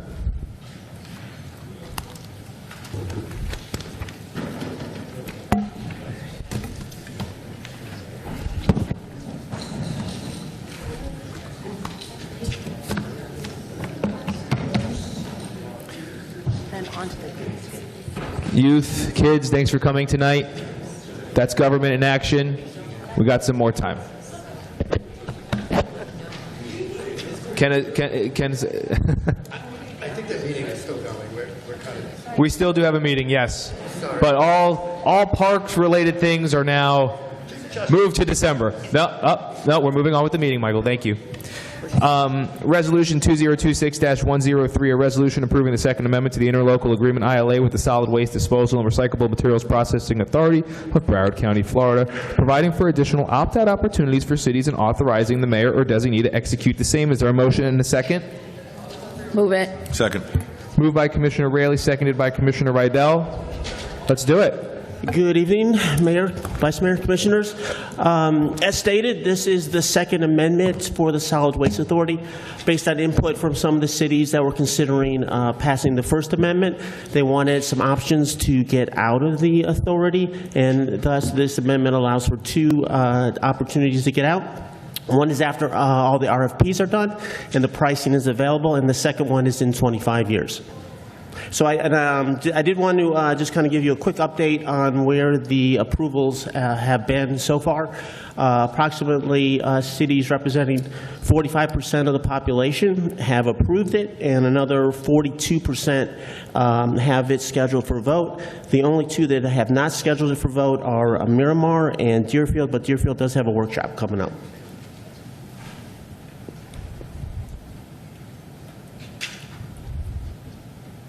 Any questions or comments from the commission? Any members of the public who'd signed up to speak on this item? All right. You have something, Commissioner? I was just going to wait till John came back. I don't think John heard that, and I know John had questions before. So.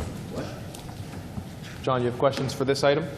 This is the second reading of the renewed solid waste with the This is the 20 with the opt-outs. The opt-out. Mike presented.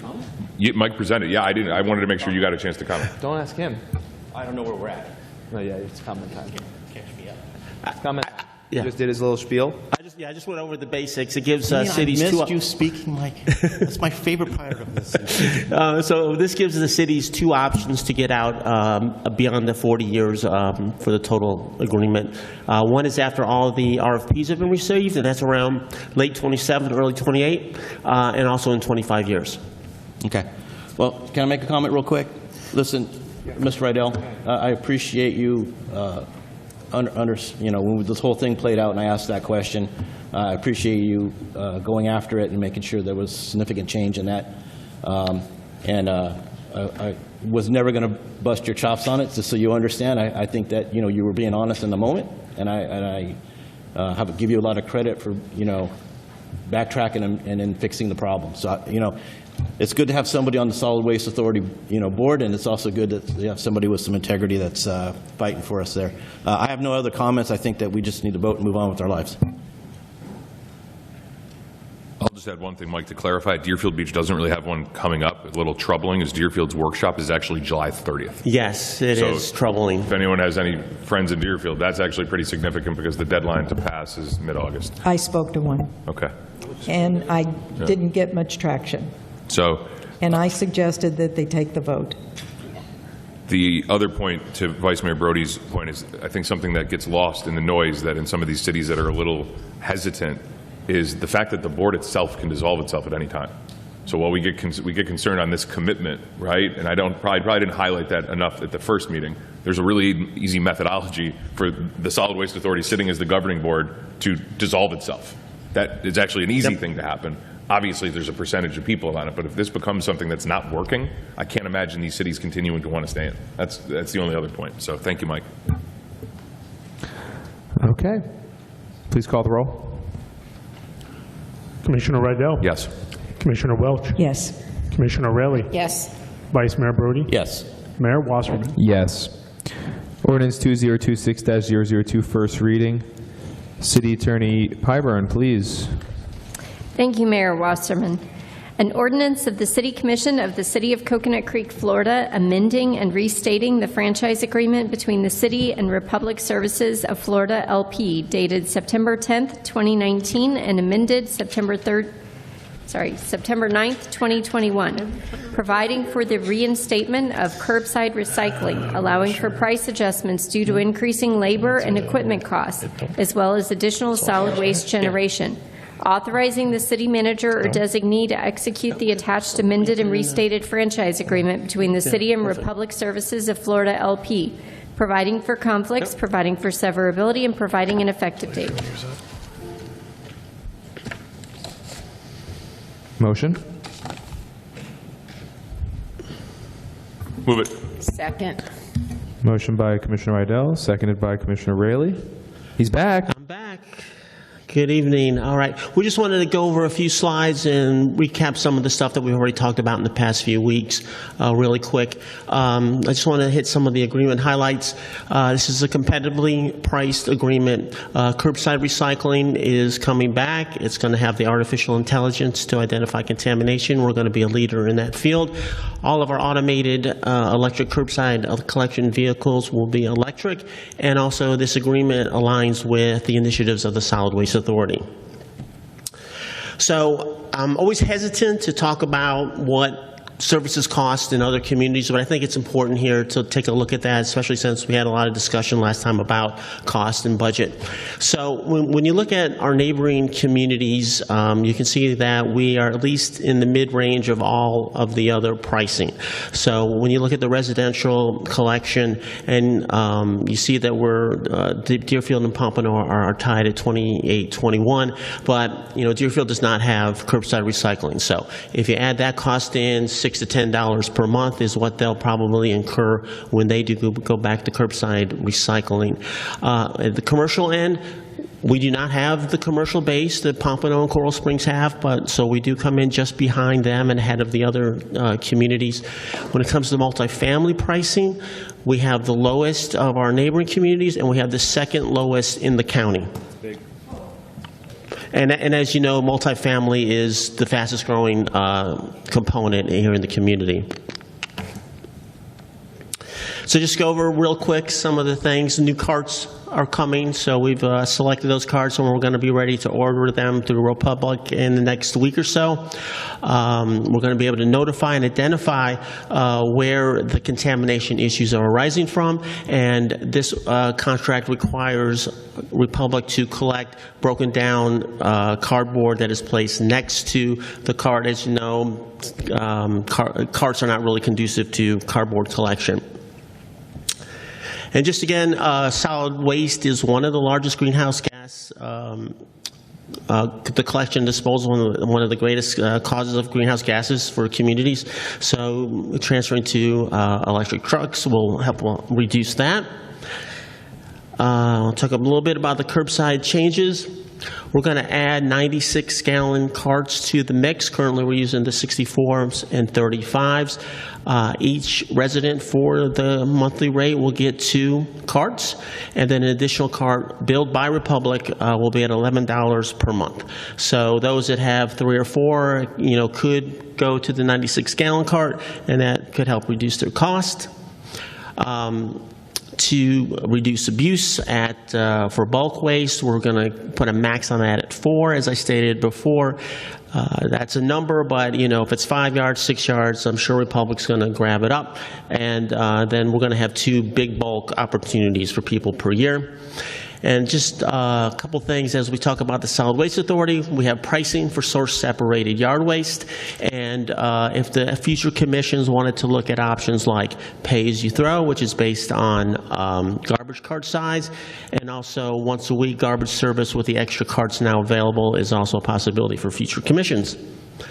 And we've been working very diligently here internally. I want to let you know on the marketing and public education program, and then we'll be meeting with Republic next week to kick off some of those plans. So we're already working very hard, and Republic is making commitments, before the approval of this agreement to get this thing done in time. So we've been doing this, I feel like, for a long time. So I'm just going to say something. I know the Vice Mayor wants to say something. Can you explain, because last time we did the single-family rates, Yeah. right? Can you explain how a multifamily goes about, like a township, a township or a Winmore? Yeah. Talk to me about the process for them in the negotiation. Like, what happens? So there's no real negotiation. So they select the size and frequency of their container, and the pricing is based on that. Okay. And then, so does Republic go to each subdivision or neighborhood? How does that work? So basically, I mean, they have the service that they have now. So if there are issues with, overflows, they will, reach out to that community to say, hey, you need more garbage. Now, are they reaching out and saying your container's half full? I doubt it. But it's up to, property maintenance and other folks to observe those things. What's their window for, like, figuring out? Like, so now, so let's say you're the HOA of a multifamily community. What's the window now for them to talk to Republic and figure out that information?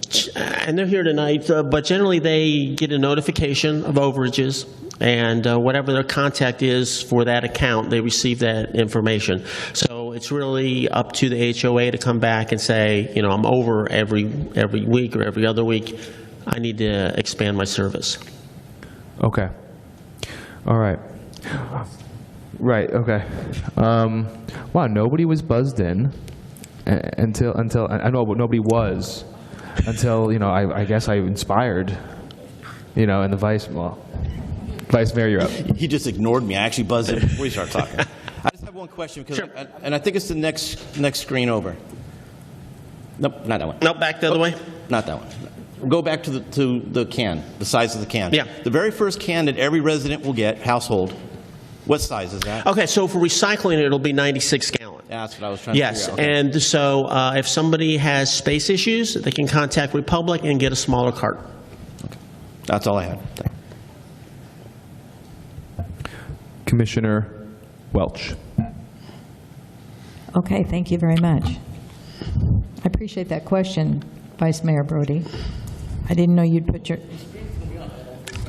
necklace back I on. should have included that. So I didn't realize that there would be separate days for recycle and bulk. Right, that's the way it was traditionally. Bulk was the first day and recycle the second day. Okay, I'm a fan of that because I was concerned that if we were going to accept cardboard next to the recycle cart and it was bulk day, that if it wasn't appropriate, it would go with bulk and people would think they were doing the right thing. But never mind, it works out well. The recycling trucks, they both waste and recycle have AI. So the AI is for recycling, and so that will be on the recycling trucks. So the other, the garbage trucks will have all the other technology, which includes cameras and GPS, but it will not have the AI because it won't be picking up recycling. But it shows the waste cameras show enough to know that if, let's say 4372, that's me, didn't have a card out, and then I call and say I was missed, they can say, no, you didn't. Yes. You didn't have it out. That's correct. So I hope, I shouldn't probably say this, but I hope they stick to their guns because it's really disconcerting when you see neighbors do that and then call a truck and it has to come back. So the evaluating the data, I said we're going to get it on a regular basis. Can you talk to me about what that means? Is regular once a month? So yeah, quarter? we had discussions about that, and maybe Republican come up and talk a little bit more about that. There is a process that is going to take a little more time, and instead of getting the data like the next I know minute. It's not going to happen immediately. Because one of the things is that because the technology is new and still learning, so humans have to take a look at those pictures, and that helps the AI train. So it may be a couple weeks before we actually get that data, right? Let's come up. Yeah. And just on that same note, will we have the same trucks, Austin, as Louisville, Colorado has? Yeah, no, it's the newest version of the trucks. It's So the we have newest the Mack Volterras, Because top they of the have line. they've They've had those for several years, is Yes. my understanding. And these are the newest ones, just rolling out across the company. We're seeing them in a few places like Georgia, and they're coming back off of the route with 20, 30, 40% of the battery left, if that's what your question is about. It was. Yeah.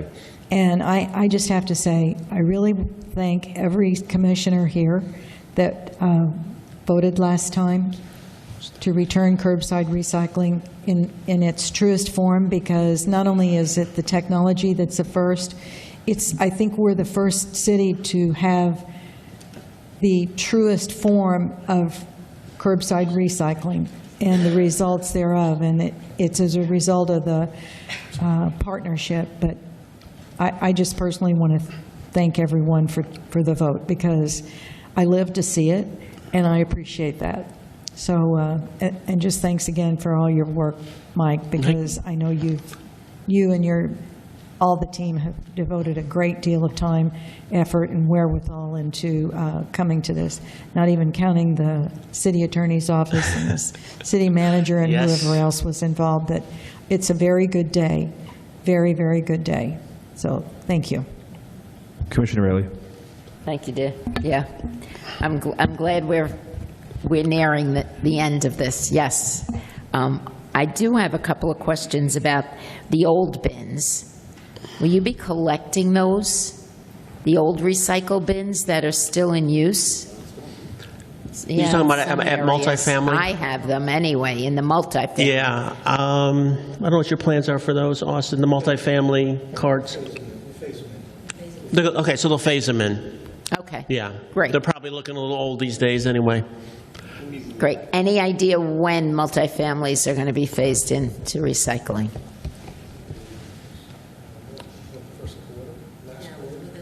Okay, so the last quarter, yeah, they're going to prioritize single family. Sure. And that order's coming in September. Right. Okay, great. Also, or the regular solid waste pickup, are you transitioning to electric vehicles for those as well? Good question. Yes, it's the automatic ASL trucks that come by your house for both the regular garbage and the recycling. Right. What you talking about for a Okay, great. You talking about? No, you talking about multifamily, right? Yeah. So I know Republic uses or has experimented with the front load electric vehicles. Do you have any plans to bring them to this market? Yes. It's not a part of the contract, but we are looking at implementing them across our market here in Broward County. Is that your goal, to be a full electric fleet? It will take time to get to that point. Okay. That's not necessarily a company policy. We are the leading company with pushing electric vehicles. Right now, we will, after this goes through, have a mix of CNG and electric, and a little bit of diesel. But Okay. full electric will take a little bit of time to get there. We're I don't mean to put you on the spot. Yeah, just curious as to Yes, ma'am. if I'll see it. All right, thank you.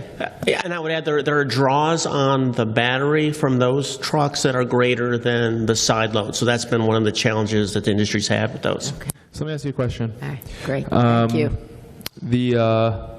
So single-family neighborhoods, garbage truck, recycle truck, bulk truck are all going to be electric. No, not the bulk truck. So Okay. that's not automatic collection. So it's either going to be the grapple truck, which for the larger piles, or the rear load for the smaller bulk piles. So single-family neighborhoods will be having electric recycle truck. Yep. And garbage truck. Yes. Multifamily will be having what? For the cart collection, it'll be electric, automated, right? Electric for electric for the carts, and then CNG for the front load dumpsters. Is there a piece of inequity in this? No, seriously. I'm thinking to myself, you have single-family homes who have who have the ability to own a home and have this luxury, right? They've been able, that's great, right? And they're getting this electric truck coming through the neighborhood. Well, now you have subdivisions, you have apartment complexes that are getting not electric trucks coming to pick up garbage. So, as Austin noted, they are moving towards that, and as I noted, that technology is not quite as dependable right now as the automated trucks are. Because it's a heavier pickup? Right, and you're doing things like this, and there's more of a draw. So, like as Austin noted, that they're now coming back with charge. So, earlier models of the automated trucks were doing about 80% of what the CNG trucks do. So now they're back to, they do 100 and plus now for as far as pickups. So the technology on the front load is coming, and based on Republic's commitment to that, I think we'll see the electric vehicles soon. Oh, he has something. Yeah, go ahead. We do have electric front loads coming. It's not technically a part of the contract, but we'll put one in for the multifamily. Absolutely. Appreciate that. I mean, right? You get what I'm saying. Yeah, I understand. You get the perception. You know what I mean? Yeah. What was I think the Commissioner Raley asked a question about recycling for the multifamilies. Can you re-answer that question? So it got into a bad situation. So we're doing, once we execute this agreement, we've been talking to Republic, we are going to make improvements and go to each community individually to discuss what works best for them. Okay. Yeah, as we've been saying, quality over quantity. We have some ideas that we can try in the different communities to get the contamination out and make it better and make sure that it gets to the recycling facility. And we're doing block parties. And we're going to be doing some events. That's what I heard. Yeah, we're going to be doing them. So we'll be talking. You're cooking the hot dogs. I'm going to be cooking the hot dogs. Republic's going to be paying for them, and we'll be discussing with them next Wednesday. Awesome. Thank you so much. All right. Is there anything else from the commission on this? All right, let's move to a vote. Commissioner Rydell. Yes. Commissioner Welch. Yes. Commissioner Raley. Yes. Vice Mayor Brody. Yes. Mayor Wasserman. Yes, thank you. City Manager report. Thank you, Mayor. Mayor, Vice Mayor, Commission. You're not on. It's all right. Each year, the city is required to submit their preliminary millage rate, the fire assessment, and the single-family solid waste rates to Broward County Property Appraiser early in August. The preliminary rates are then included in the truth and millage rate, which is the trim notice that is mailed to every property owner in mid-August.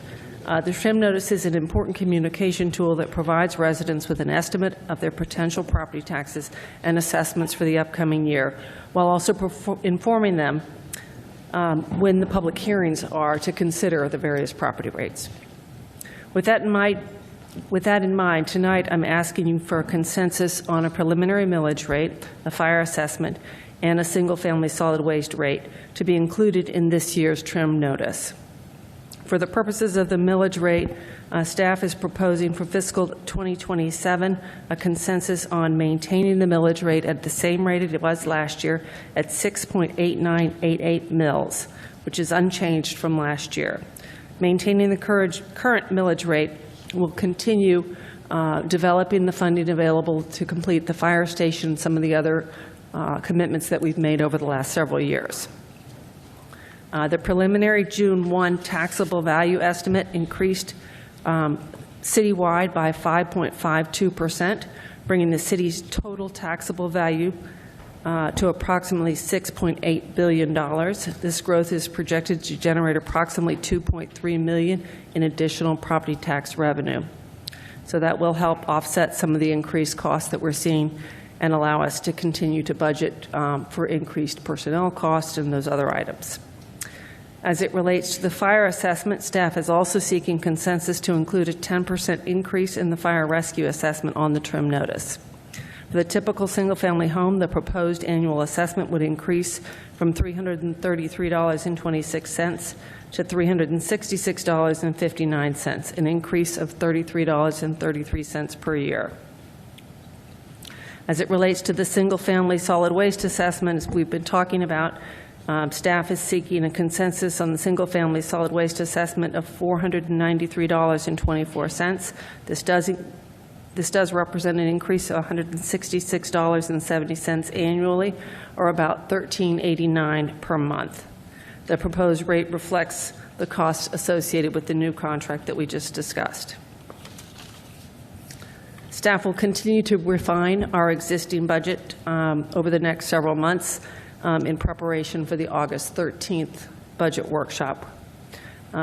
So if I might, I'd like to ask if I could have a consensus on the proposed millage rate of 6.8988 mils for the fiscal 2027 trim notice. Yes. Thanks. So I have a consensus. Next, do I have a consensus to include a 10% increase for the fire rescue assessment for the fiscal 2027 trim notice? Yes. And finally, do I have a consensus to include a single-family solid waste assessment of $493.24 for the FY 2027 trim notice? Thank you very much. That's all I have. City Attorney? Good evening. I just wanted to point out I sent to you all a memorandum earlier this week on Senate Bill 1134 having to do with DEI, diversity, equity, and inclusion that passed this past legislative session and becomes effective on January 1st. We are, my office is working with staff, and we are trying to determine any policies, proclamations, ordinances, personnel policies, anything that might possibly be impacted by that. I just wanted to point it out. If you haven't had a chance to take a look at it, please do, and let me know if you have any questions. Thank you.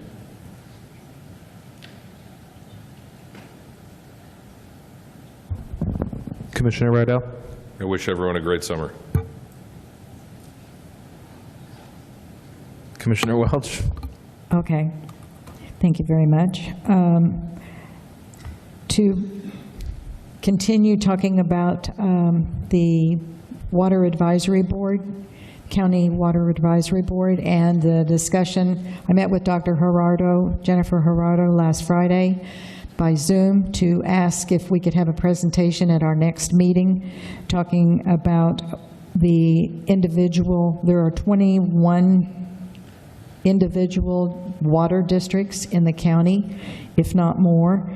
And at the very end, she did indicate there are a large part of projects that need to be done, and these projects will require cities to find ways to get them done, and it may require raising the millage, and some districts aren't able to do that on their own. And so I'm very anxious to hear the history of all the districts and bring everybody up to speed as how the county intends to